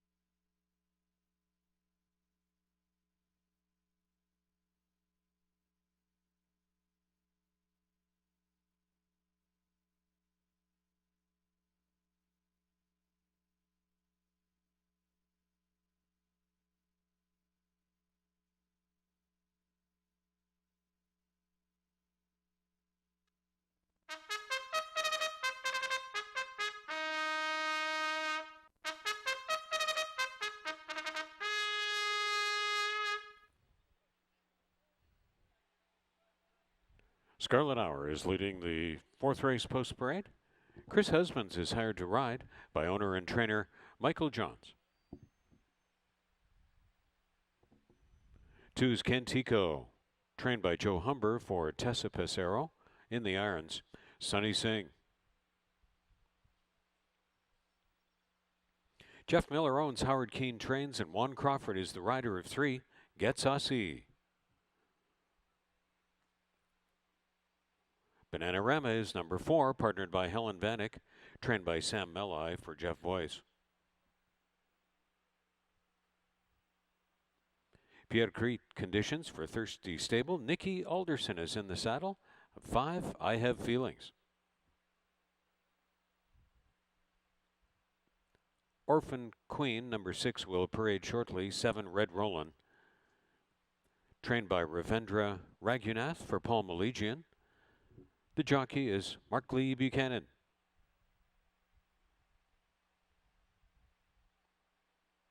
And on the track, Orphan Queen completes the field, owned and trained by Mark Fournier, with the mount to Kirk Johnson.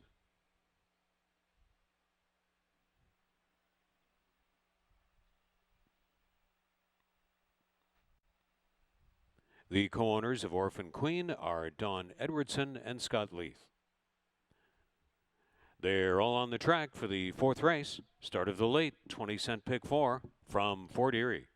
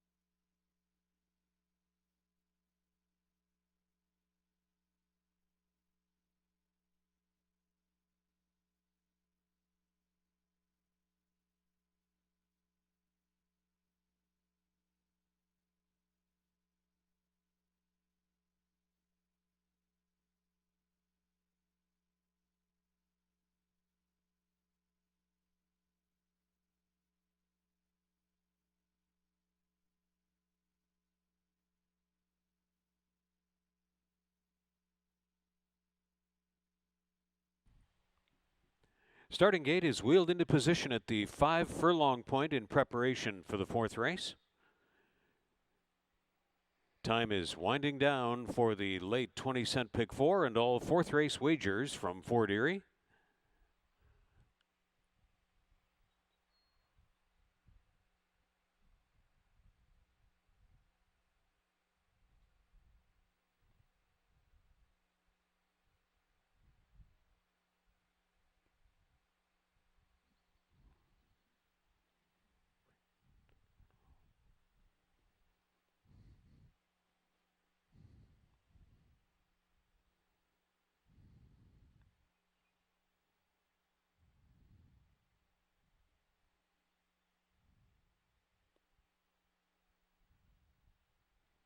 Fillies and mares have reached the starting point for the fourth race.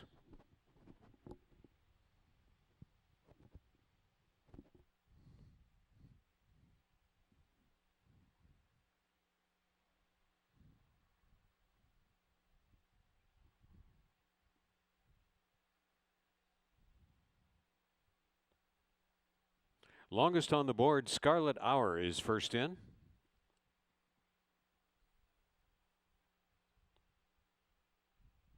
Likewise in big double digits is Cantico.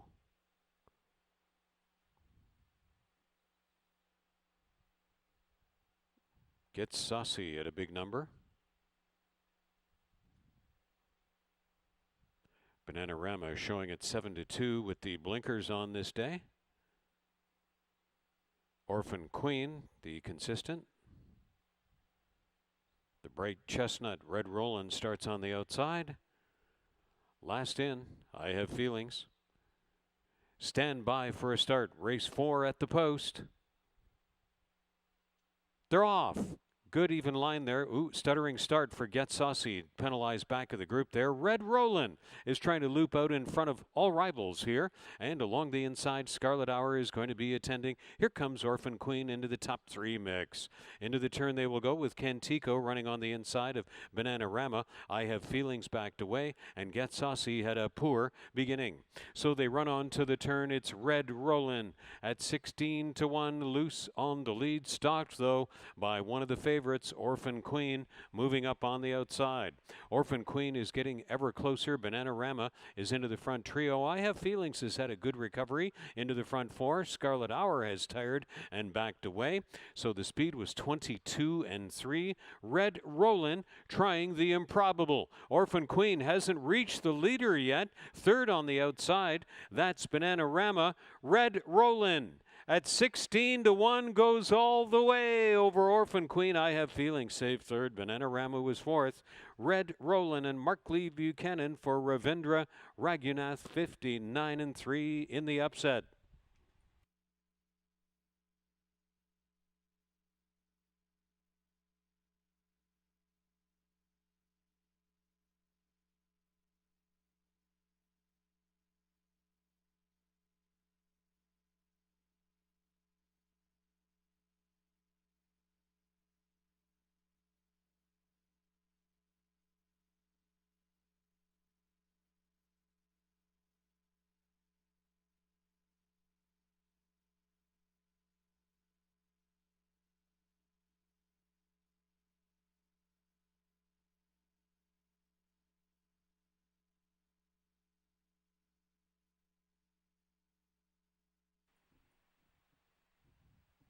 (22-3), 46 seconds.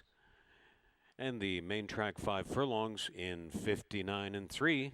Red Rollin', 7-6-5-4, unofficial.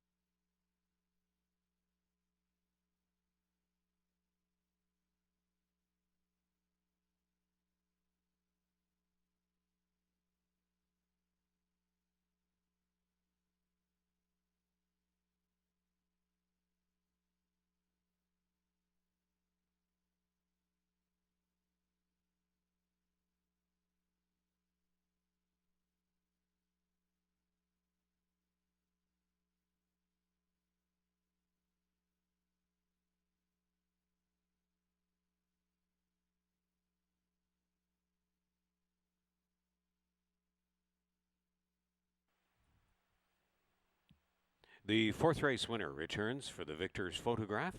That's Red Rollin'. The Chestnut 4-year-old filly by Signature Red from Rollin' Rollin' Rollin' by Rock and Roll. Bred in Ontario by Diane Marie Smulton. Trained by Ravindra Raghunath for owner Paul Maligian, the winning ride to Mark Lee Buchanan. She goes all the way for the 5 furlongs in 59-3. Red Rollin' when posted official.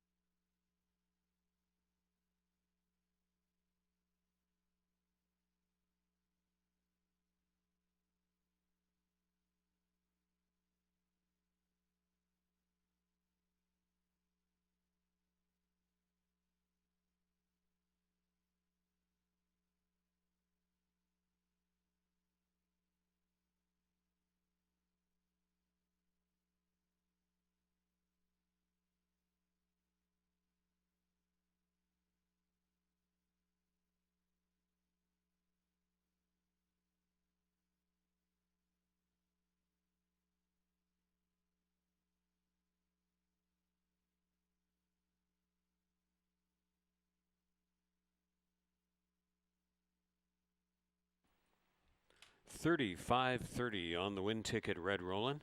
630 and 350 across. Orphan Queen 210 and 210. I Have Feelings 230. The Exact at $91. The Trifecta $157 even. The Dollar Superfecta 765 and 4 $216.80. The Rolling Daily Double 63.10. Pick 3 ended on race 4 $177 and a nickel.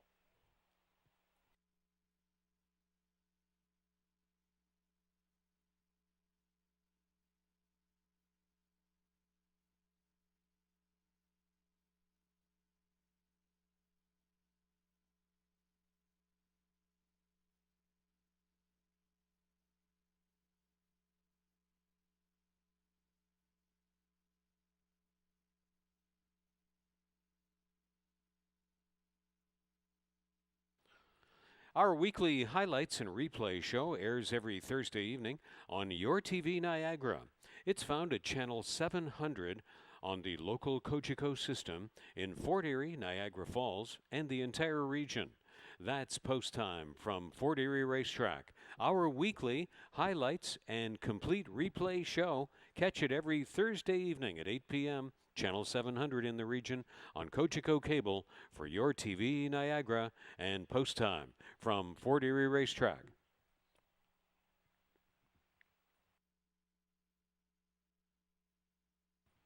Out of race 5, number 5 Devil Magic is a Stewart scratch. Race 5 to kick off this program's last rolling pick 3. It's 17 minutes to post.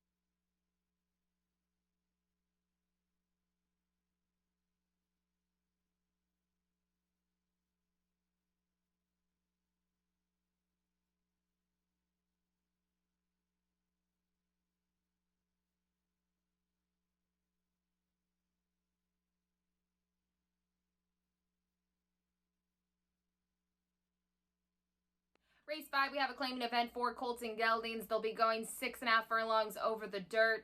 And to me, there's a lot of directions you could go in here because we have horses trying the dirt for the first time or coming in from another track.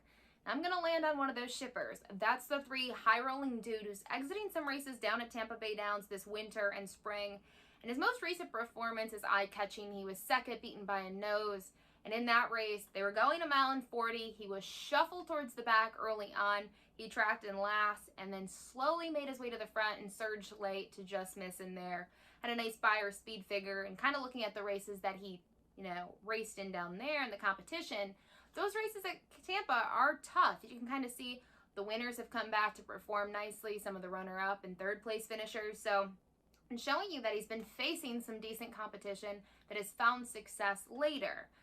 I do think my major concern with him, though, is the distance. 6.5 might be too short for him, but I do think there should be some pace for him to run at. And one of the horses I expect to be towards the front is the one Augusto B, who's had one heck of a season. He's won his last 2 starts, and his only 2 starts since coming here from Mahoning Valley. He won last time by 9 lengths, and it was a career best effort. Now, he did have a short field, but the track came up muddy. He kind of went to the front, and he opened up with ease on the field. And he did set, a decent half in there, 45-1. Now, in his previous race, he had a very short field. There were only 3 horses, but it came down to strategy, and the pace setter fell apart. And him and Magical Breeze really duked it out on the front end in the stretch. And he was lucky. He got his nose down just in time to get the win. So, a lot to like about him. Obviously, he's going to be facing tougher competition today, but he's had really strong performances. 7-2 morning line. I think he's going to float up here, and I think we'll see that when we look at the tote board. But I do think he could be part of this today because he's really turned things around. He's had a really strong showing here so far.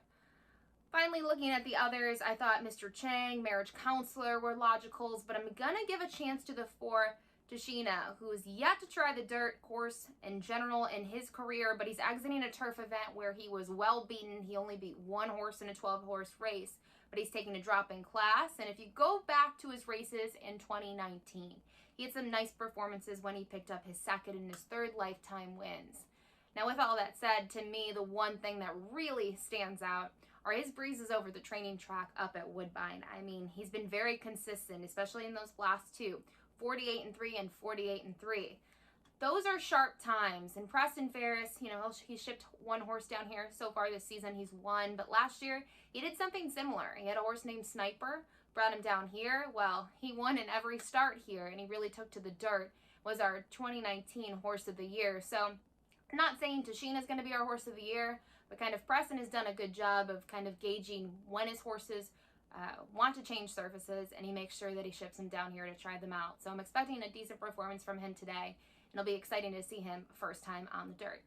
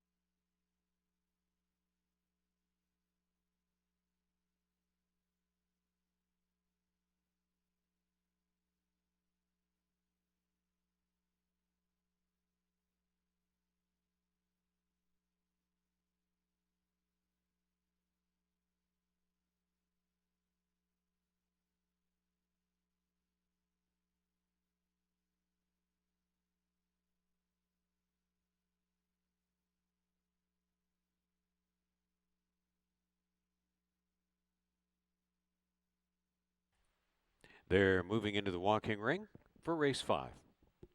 Here's the scratch from the 7th race, not previously announced. From the Fort Erie 7th race, Stewart's scratch of 2 frame. 7th race, number 2 frame, Stewart's scratch.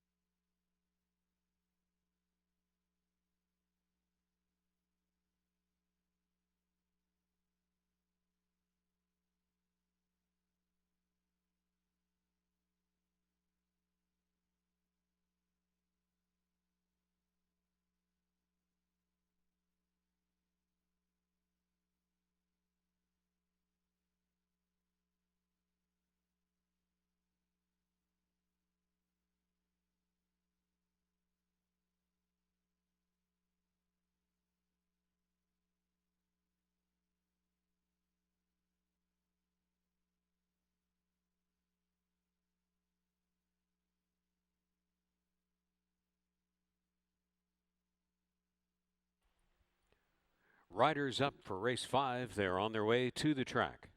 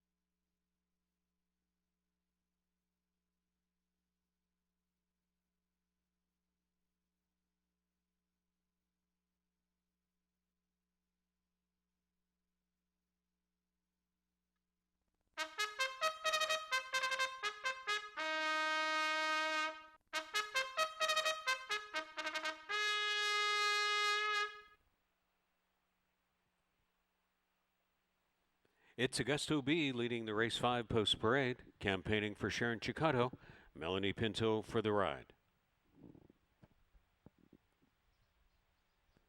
Jason Hoyt partners for Carlton and Anne-Marie Johnston. Number 2 is Two Stellas. High Rolling Dude is number 3, conditioned by Elliott Sullivan for Bruno Chickadance, hired to ride Emil Ramsamy. Tishina is number 4, conditioned by Preston Ferris for Colleen Beaumier. In the irons, Kevin Nichols. Number 5 was a Stewart scratch. Helen Vanek partners for Dominic Cololillo and Willie Armada, 6 Cummings Road.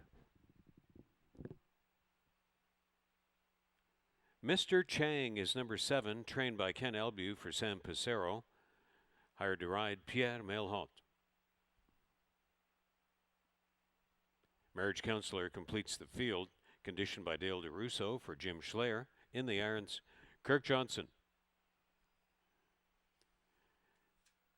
Claiming field at 6.5 furlongs on the main track in the start of the program's final 20-cent pick 3.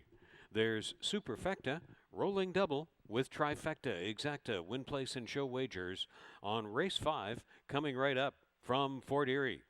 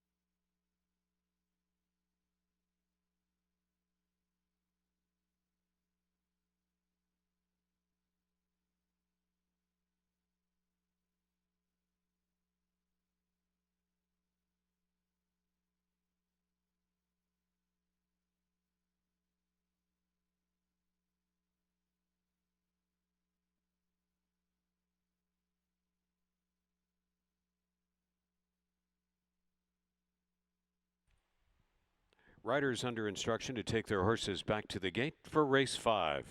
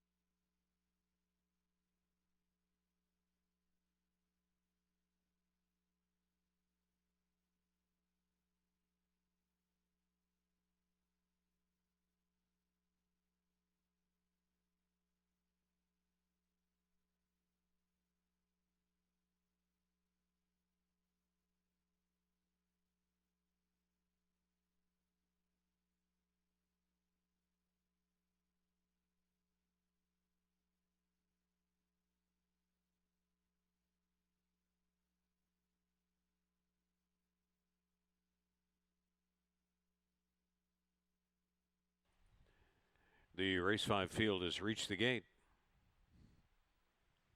Time running out for the 20-cent pick 3 and race 5 wagers. Leading them in, Augusto B, second choice.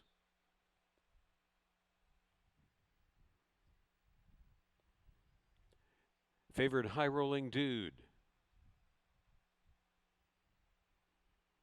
Long shot status for Tishina.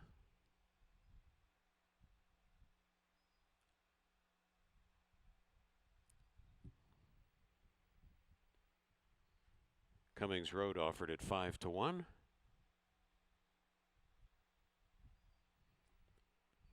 Mr. Chang. Just 2 to go.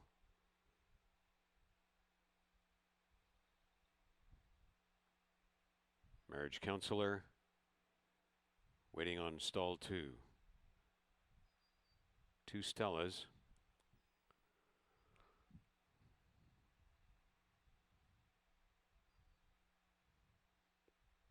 Stand by for a start. Race 5. They're off. Marriage Counselor flashing some early speed from the outside, and down along the inside, Augusto B is all the early action.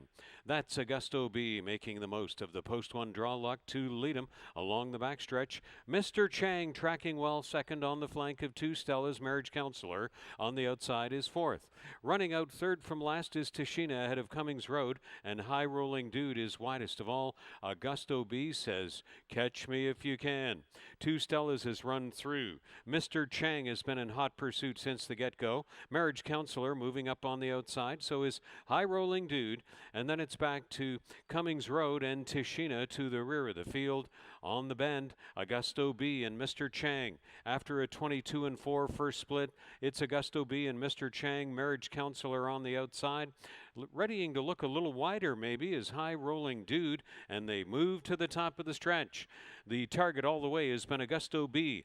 Mr. Chang, in the red blinkers and red shadow roll, does not know the meaning of the word quit, and he's still trying to come on. But still going with resolute determination is Augusto B. And Augusto B shows the short way home. Mr. Chang was a valiantly pursuing second. Marriage Counselor looking for third, and then High Rolling Dude against 2 Stellas. Augusto B does it again, 117-3.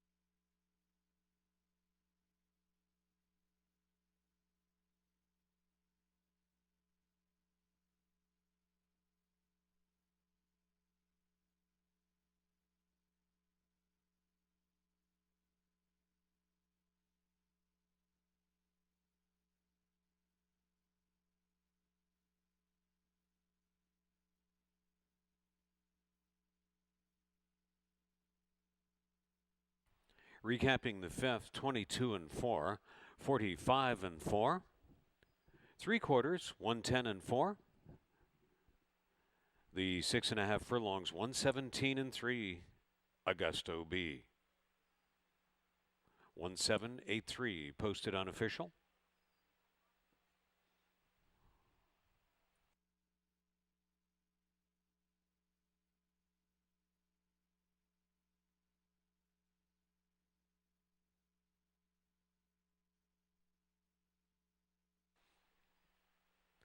Augusto B racks up 3 in a row here at Fort Erie. The Dark Bear Brown 7-year-old gelding by Negon from You'll Be True by Is It True. Bred in Ontario by Colebrook Farms, now owned and trained by Sharon Chicato, and the winning ride to Melanie Pinto, 3 in a row for Augusto B.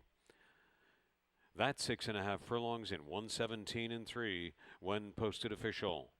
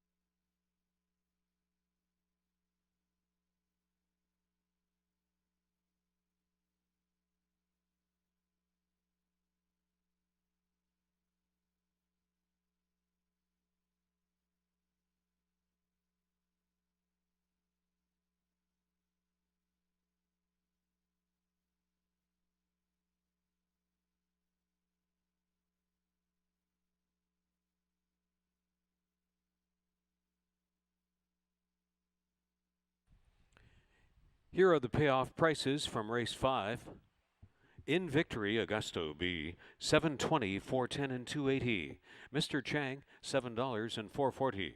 Marriage Counselor, $3.10. The Exacta, $41.10. The Trifecta, $124.70. The dollar Superfecta, $178 and $3, $138.90. The Rolling Daily Double, $119.10. Pick 3 ended on race 5, $131.85.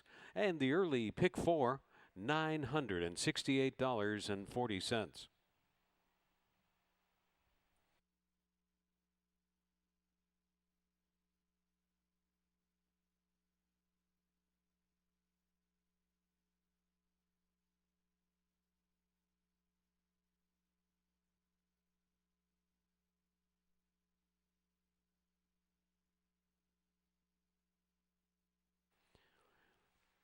We had a claim out of race 5. It was number 3, High Rolling Dude.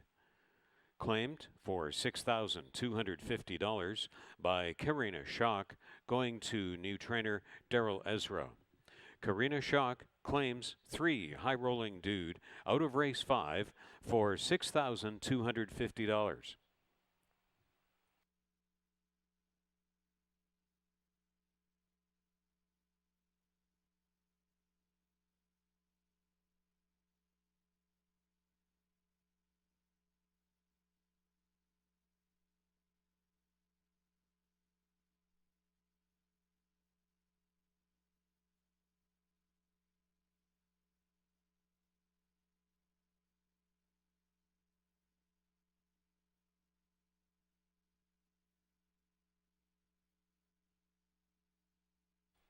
Sixth race weight change, number 3, Miss Patriot, will be 4 pounds over. 4 pounds over for 3, Miss Patriot in race 6. 7 furlongs on the turf course, 16 minutes to post.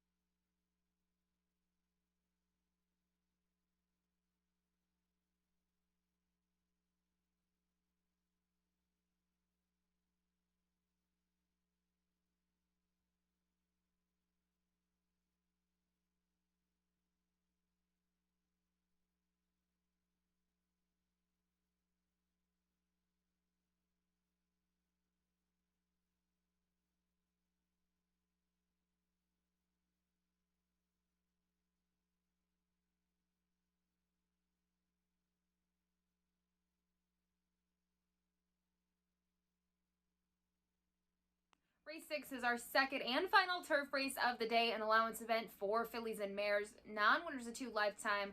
They'll be going the 2-turn 7 furlong distance. I'm going to see if the 1 Stormy Susie can find herself in the winner's circle again today after breaking her maiden last time out against Maiden Special Weight Company. They went the 5 furlong distance on that occasion, and she was able to stalk throughout, and she pounced in the stretch to win by just a nose. The runner-up in there, Nada House Frau, came back in her following start to break her maiden, so I like seeing that. And I just think that this daughter of Stormy Atlantic has found her calling on the turf, which obviously that pedigree would suggest that, but her numbers dramatically increased, so we'll see what she can do today, making her second appearance over the turf. Looking at some others, the 5 Mintaka Bell is one to consider, who's making her first start for a new barn, who recently acquired her as she raced here in late June and finished 3rd over the main track. She faced the same level, but she, was on the dirt and it was muddy that day. Plus, she broke slowly. So she just rounded out the try that day. I think with a better break, she'll be right in the field and right into contention.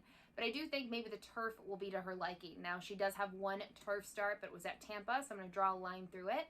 It's against a tough group. And then her Tapeta performances. When she broke her maiden, she went very fast on the front end there and was able to kind of battle off the horse that was kind of challenging her. Like I said, they went extremely fast and she won by a head. So I like that she has some versatility and they'll have some options with her in this spot today. Finally, I kind of looked to the 7 in there a bit. Classy Vision, as well as another runner in there, the 2 No Extensions. And I did land on the 2 No Extensions. Melanie Pinto and Mickey Neubauer teamed up yesterday to take the nightcap on the turf. And like I've said multiple times, each race day, they do quite well here. But I think that this mare specifically needed another start. We hadn't seen her since December 2018, so that's always a tough ask of a horse. And she just, broke sharply, but kind of faltered late. So I definitely think second time out she should improve. And clearly she's had some setbacks, but for her connections to put her in this spot, this must be where they think she fits best. Good luck.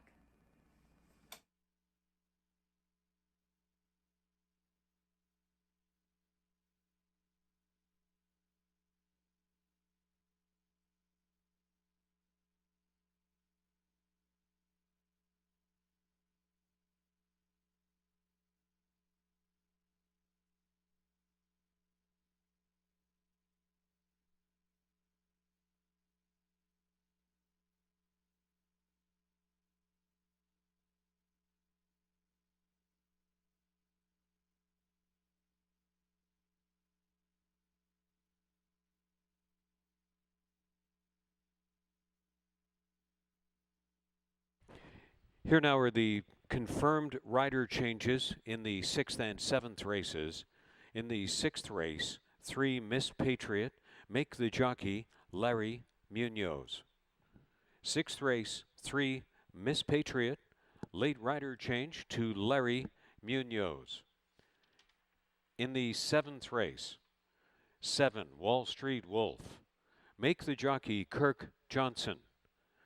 7th race, 7 Wall Street Wolf. The jockey change is to Kirk Johnson.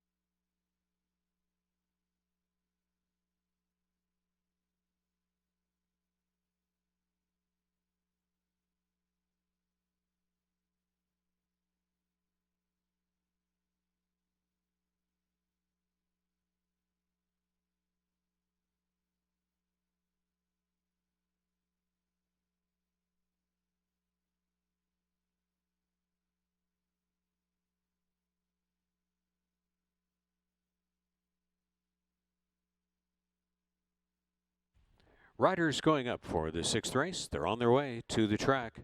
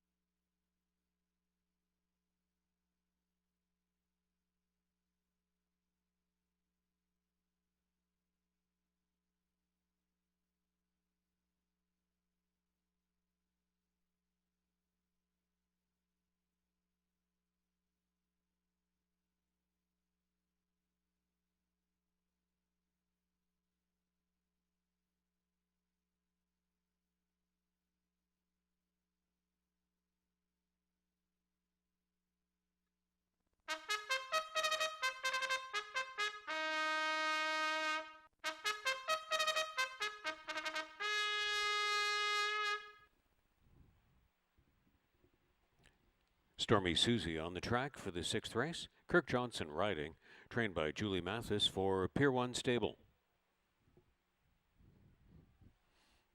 No Extensions is number 2, trained by Mickey Neubauer.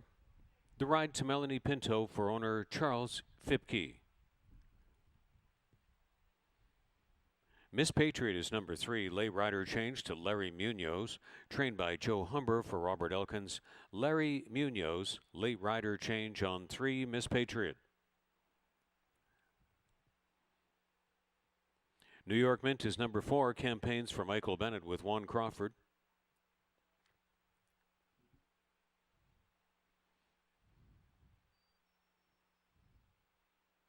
Mintaka Bell is number 5, conditioned by Kevin Buttigieg for Colebrook Farms. In the irons, Chris Husbands. Princess Morrow is number 6, trained by Anthony Tyler for Gerald Sinclair. The jockey is Pierre Melhot. Classy Vision is number 7, partnered by Nikki Alderson, conditioned by Daryl Ezra for the Crazy 8 stables. Savoia completes the field and races for Julie Ayres with Emile Ramsamy. They're going to run 7 furlongs on the turf course in the 6th race, kicking off the program's last rolling double. And on the 6th race from Fort Erie, there is Superfecta, Trifecta Exacta, Win Place and Show Wagering.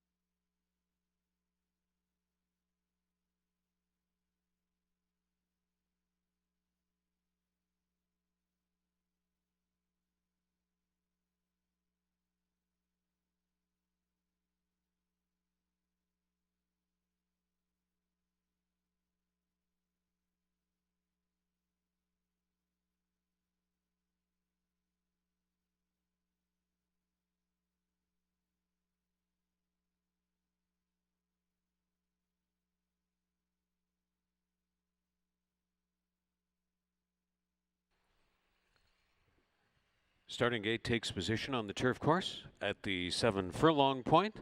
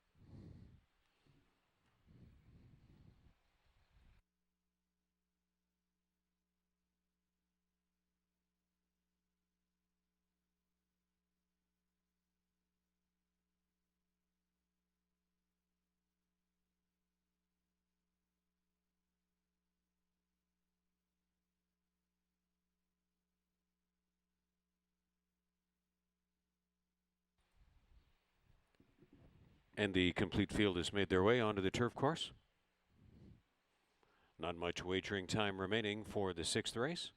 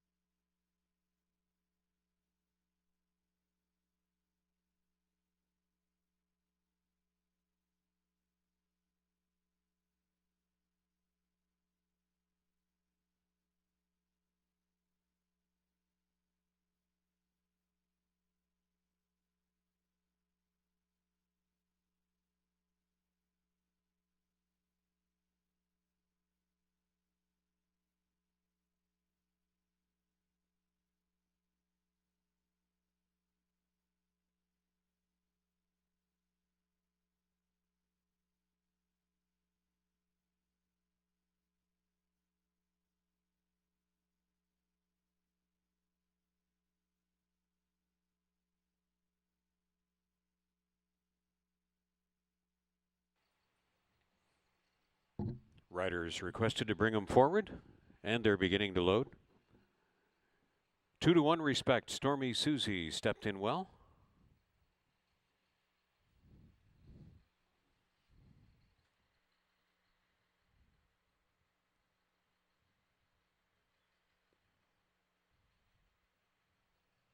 No extensions is offered at 5-1.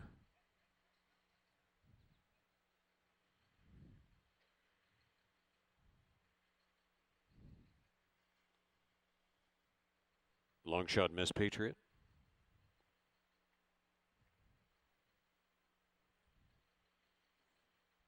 New York Mint, well up in double digits.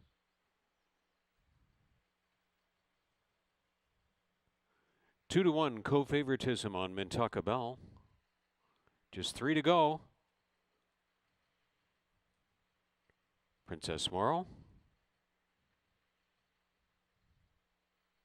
Nikki Alderson with classy vision. Savoya completes the line. Stand by for a start. Race 6 at the post. They're off, and a really good even beginning. Stormy Susie on the inside, and in the middle of the track is Mintaka Bell. Leaving between them, that's Miss Patriot and Savoya. runs up widest into the front 4. No Extensions will tag along. In the front 5, New York Mint is third from last. Princess Morrow and Classy Vision complete the field. Around the turn, they're getting spaced out. Running strong on the lead is Mintaka Bell over to this Fort Erie backstretch. Stormy Susie along there in second. And that's Miss Patriot holding down third. Running wide out there is Savoya on the flank of No Extensions and New York Mint. A bigger gap. Second to last is Princess Morrow, and the trailer since the outset by about 8 more lengths is Classy Vision. The early speed was 23 seconds flat. Tough sustain that kind of tempo. Mintaka Bell is still doing it onto the final turn, but Stormy Susie has closed in, and a much closer third running on the outside is Miss Patriot. Then Savoya on the flank of No Extensions as they move around to the top of the stretch. Tiring out of the backfield was Princess Morrow. Classy Vision has started from last. They're bunching up. Heads up on Classy Vision. She's trying to put a sweep of the field move on, and Classy Vision has made a dramatic sweep of the field off the final turn. What a move by Nikki Alderson. Swoop-de-doo. She swooped the field off the final turn to win the 6th race and going away. Princess Morrow second. Stormy Susie was third, and No Extensions fourth. That's one of the highlights of 2020 from Fort Erie. Classy Vision, a last to first winner.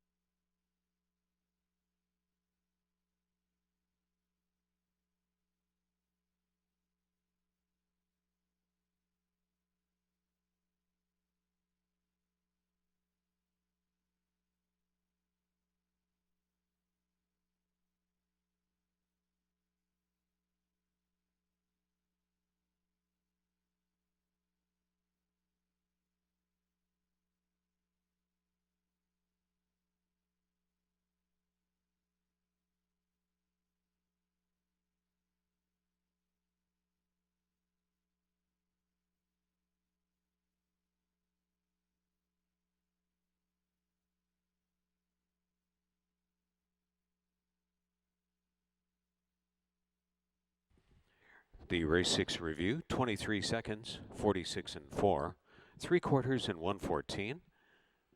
And the turf 7 furlongs, 126 and 4. Posted unofficial 7612.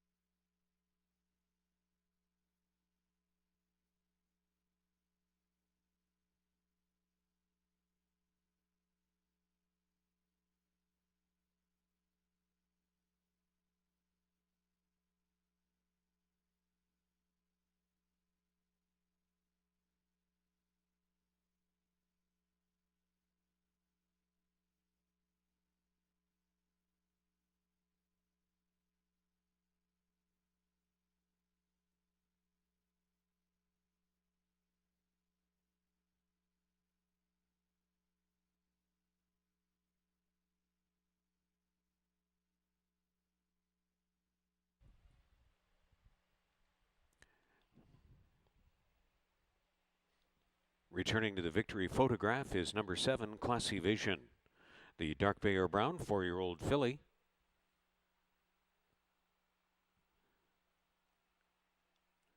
Bred in Ontario by Minchell Farms by Atreides from Rare Vision by Mount Livermore. Trained by Darrell Ezra for the Crazy 8 stables. And another wonderful winning ride, showing supreme patience as she has displayed since starting her apprenticeship last year here in Fort Erie. And that's one for the all-time scrapbook right there by Nikki Alderson. Classy Vision, a last to first winner in the 6th. First to run, the turf 7 furlongs, in 126 and 4 when posted official.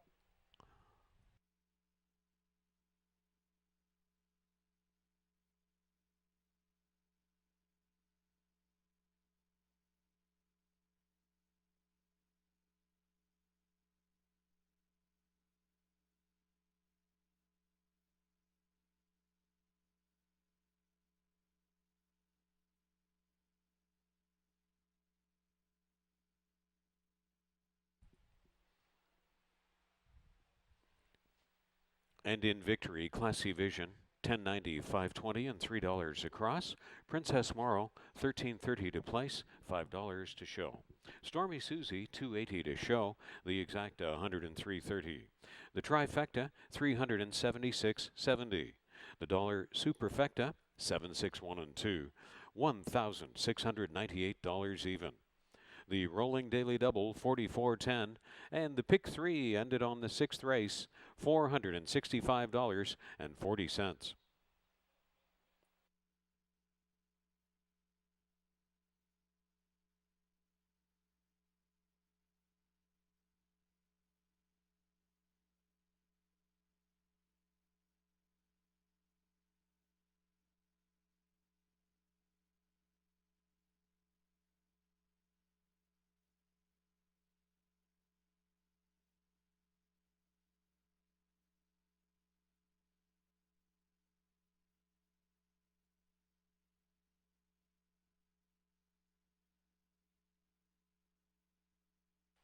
Be sure to check out FortErieRacing.com this year for the live stream, the replays, the racing schedule.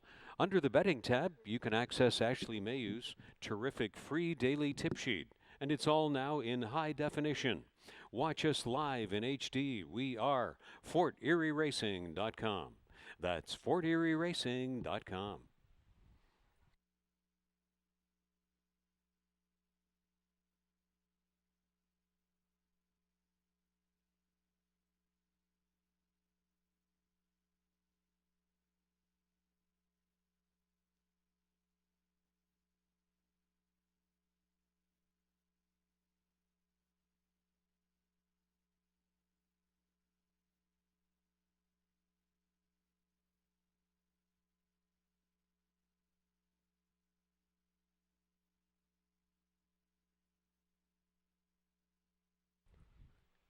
The 7th and final race is next, scene of the Jackpot High Five wager. Carryover pool into this Jackpot High Five, $28,151. Total pool expected to be well north of $30,000 by the time they load in the gate. Again, the Jackpot High Five carryover, more than $28,000 coming into race 7.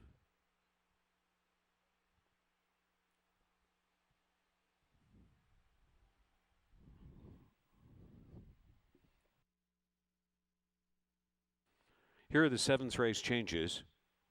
Steward's scratch of number 2, Frame. Steward's scratch of number 8, You Know You Like It. Jockey change on 7, Wall Street Wolf. Make it Kirk Johnson. Kirk Johnson, the rider of 7, Wall Street Wolf. 19 minutes to the 7th race, scene of the Jackpot High Five from Fort Erie Racetrack.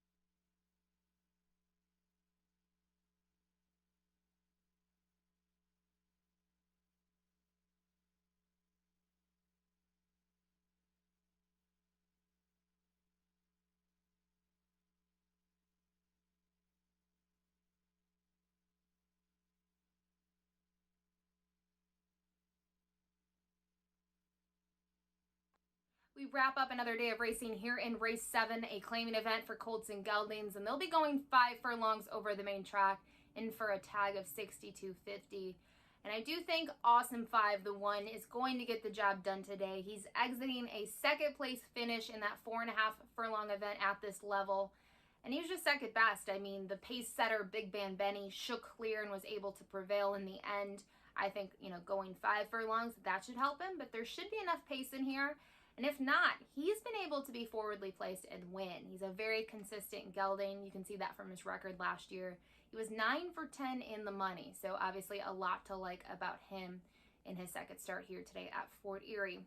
I'll also look to the 5 Big Black Storm, who has 3 local appearances here. He does have a win against Starter Allowance Company, and it was fresh off the layoff last year, which makes me think maybe he'll be able to kind of repeat that effort today at this level. But even in his following start, he was 3rd against Starter Allowance Company, and then the next time we saw him, he ran a disappointing race, but he was very cold on the tote board and faced some really nice horses, such as Kitten Solution, Banger Ridge, and Emperor John. And we've seen Kitten Solution win here this season, but kind of looking to Emperor John, he won a starter at Parks, so very, very tough competition. Like I said, he's a horse that can run fresh off the layoff and should like getting back onto the dirt. Finally, looking at the field, I thought the 7 Wall Street Wolf was a bit of a price and definitely could maybe round out the try or the super in here. Looking at his dirt race here at Fort Erie, he set the pace last time out over and off track and kind of faltered late. But down at Tampa Bay Downs at that 5.5 furlong distance in the winter of 2019, he had a nice win and then he had a nice 3rd place finish. So for me, I'm hoping that a fast main track can help him, and maybe just having a second start since December will help him move up, and hopefully we'll get a bit of a price on him. Good luck.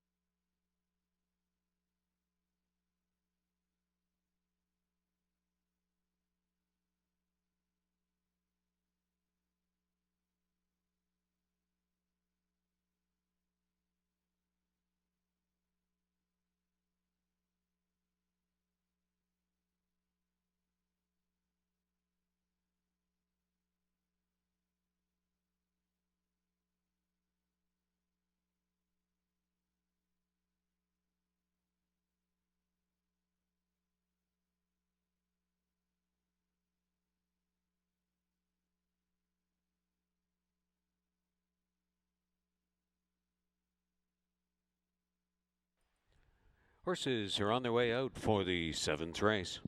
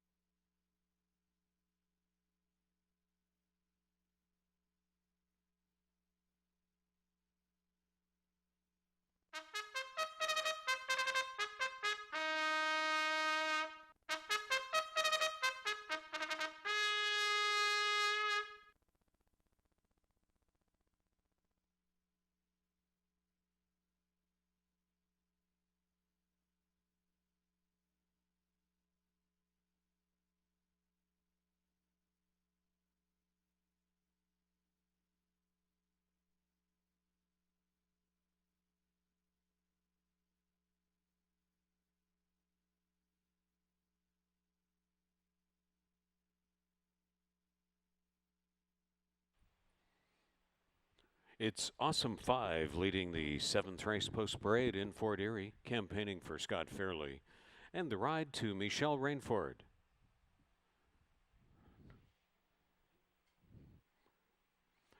Number 2 is Stewart Scratch. 3 is Omar, campaigning for Nancy and Robert Warner. Hired back to ride, Mark Lee Buchanan. Y'all Have a Nice Day, number 4, partnered by Chris Husbands. Trained by Barrington Sitto for Radcliffe Stable. Big Black Storm is number 5, partnered by Larry Munoz. Trained by Sylvain Pion for Malta Manners Stable. Pierre Mailhot in the saddle of 6 Balder, trained by Claudia Rabstein for owner Zigjon Grinsteins.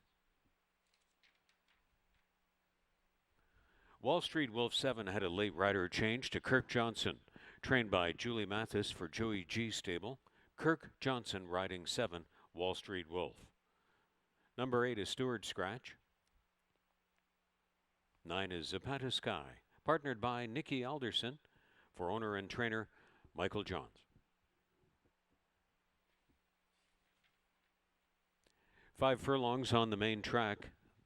7th and final event of the day, the carryover pool into this jackpot high 5, more than $28,000. And on the 7th race, there will be Superfecta, Trifecta Exacta, Win, Place, and Show.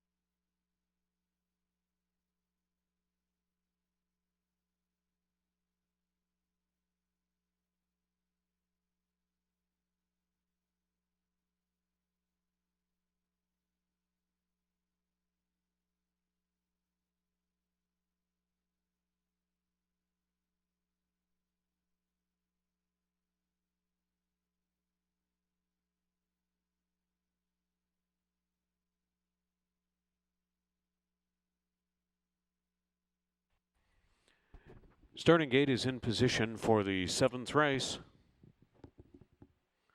Not much time remaining for the Jackpot High 5 Superfecta all 7th race wagers.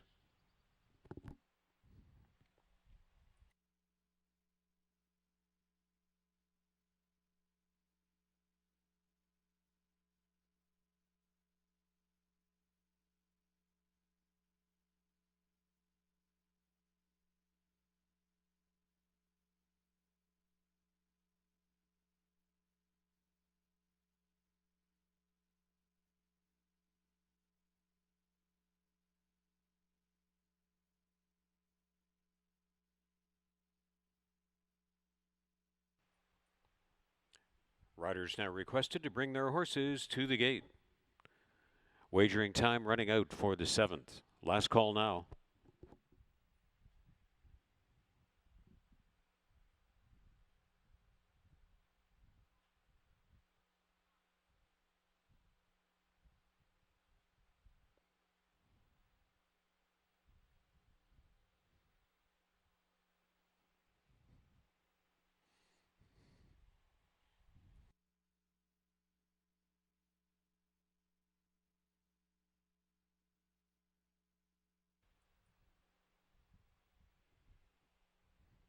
Heavily favored Awesome 5 is first to step in.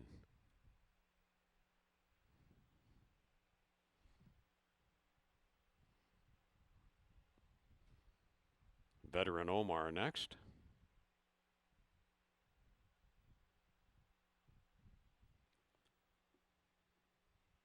Big Black Storm going to go off in double digits.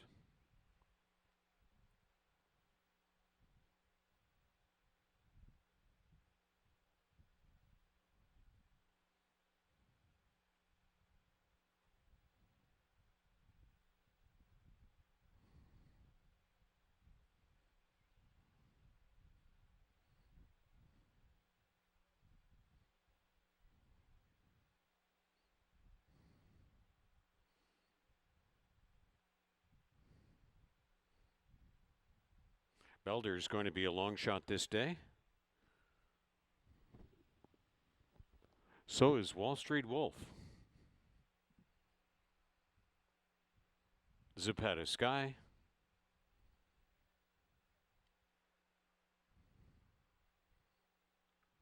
Second choice, Y'all Have a Nice Day, is last to load. Stand by for a start. Race 7 locked and loaded. They're at the post. And they're off. Good line, good even beginning there. Who's going to burst out? It's Wall Street Wolf trying to flash some speed from the outside. Omar has left alertly. So has Y'all Have a Nice Day. And Awesome 5 going to be attending. Belder is just there spotted in behind the speed. Then Big Black Storm. And way back of the group is Zapata Sky moving into the turn. Omar taking no prisoners. Y'all Have a Nice Day running on the flank of that one. Wall Street Wolf is running widest, and Belder still trying to attend as they move around to the top of the stretch. Awesome 5 has come through to be much closer to the leaders. They've had a pretty intense battle up to this point. 22-2 the opening quarter. The front end may be collapsing as Belder is the one swinging out widest of all. Y'all Have a Nice Day. No more to offer from the outside. Here comes Wall Street Wolf trying to mow them down, and Awesome 5 picked the way through in between. Down to Awesome 5 and Big Black Storm. Awesome 5 to win over Big Black Storm by a long neck. And then back to Wall Street Wolf and Omar, and Belder finishes 5th. The running time 58-2 for the 5 furlongs.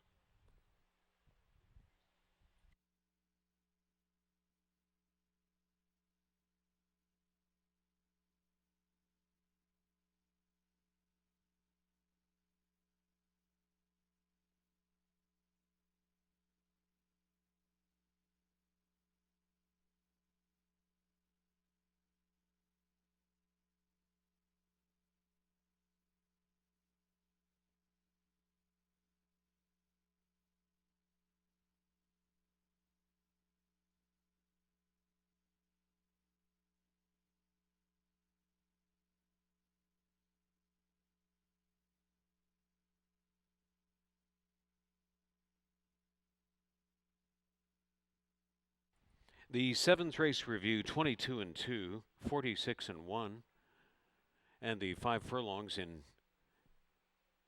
58 and 2. 1573 posted.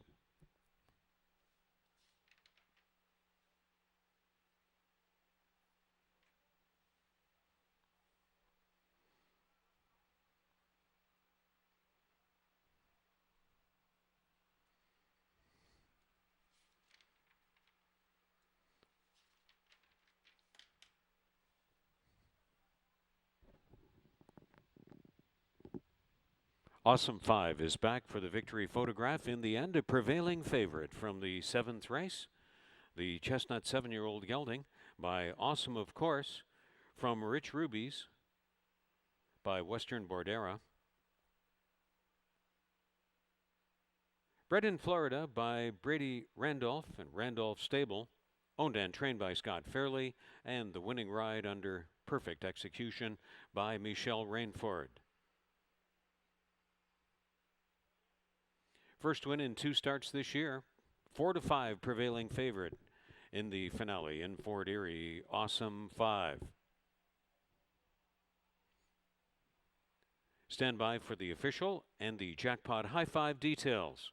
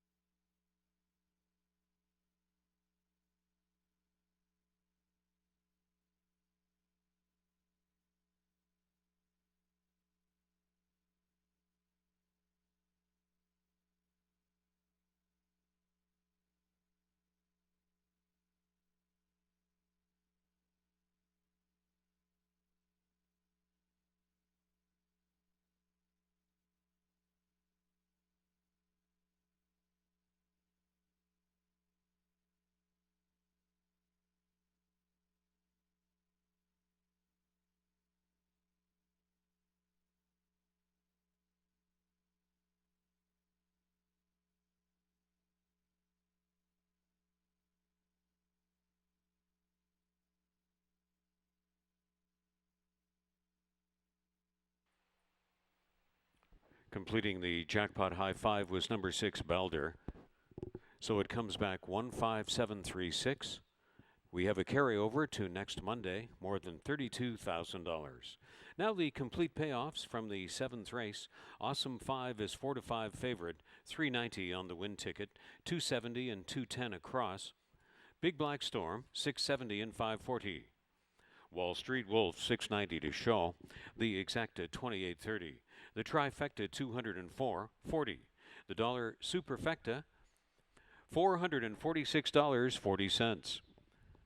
In the jackpot high 5, 15736 returns $531.85. We have a carryover to next Monday, $32,081. The carryover in the jackpot high 5, $32,081 to next Monday. The last rolling double on the program, $20.80. Final pick 3, $50 and a nickel. The late pick 4, $1,483.90. And this program's $1 pick 5, $1,553.80.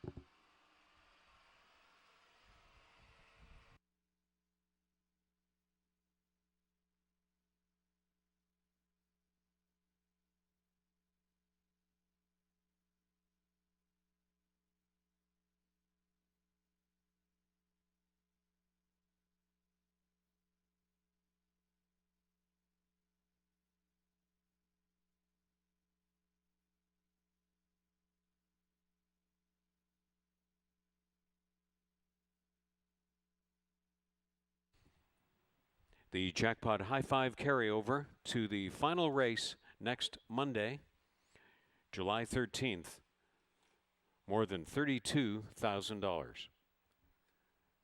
Fort Erie's live racing action each Monday and Tuesday to mid-October in 2020. First post at 1:10 p.m. each Monday and Tuesday. Pre-race coverage on the air at 12:35 p.m.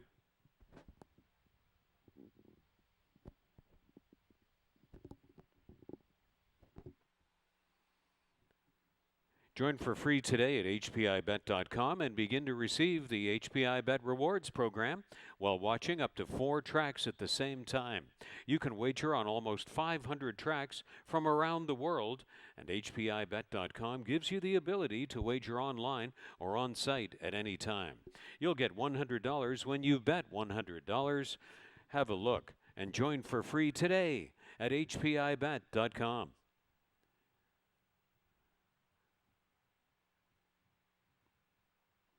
Our weekly highlights and replay show is every Thursday evening at 8 p.m.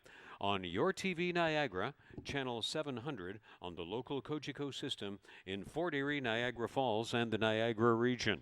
It's post time from Fort Erie Racetrack, our weekly highlights and replay show every Thursday evening, Channel 700 in the region.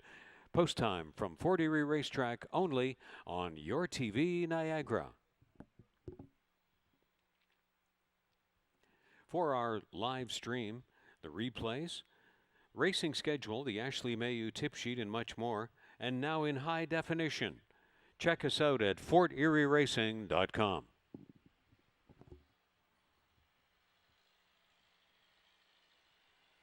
Now, on behalf of our horse people, the broadcast production team, staff, management, and the racing officials, thank you for being with us for Live Racing 2020 from Fort Erie Racetrack.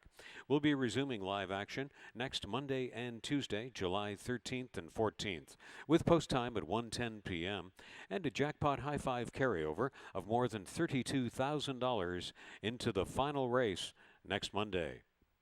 Have a great week ahead, and we hope to see you next week. Post times Monday and Tuesday, 1:10 p.m. Good afternoon from Fort Erie Racetrack.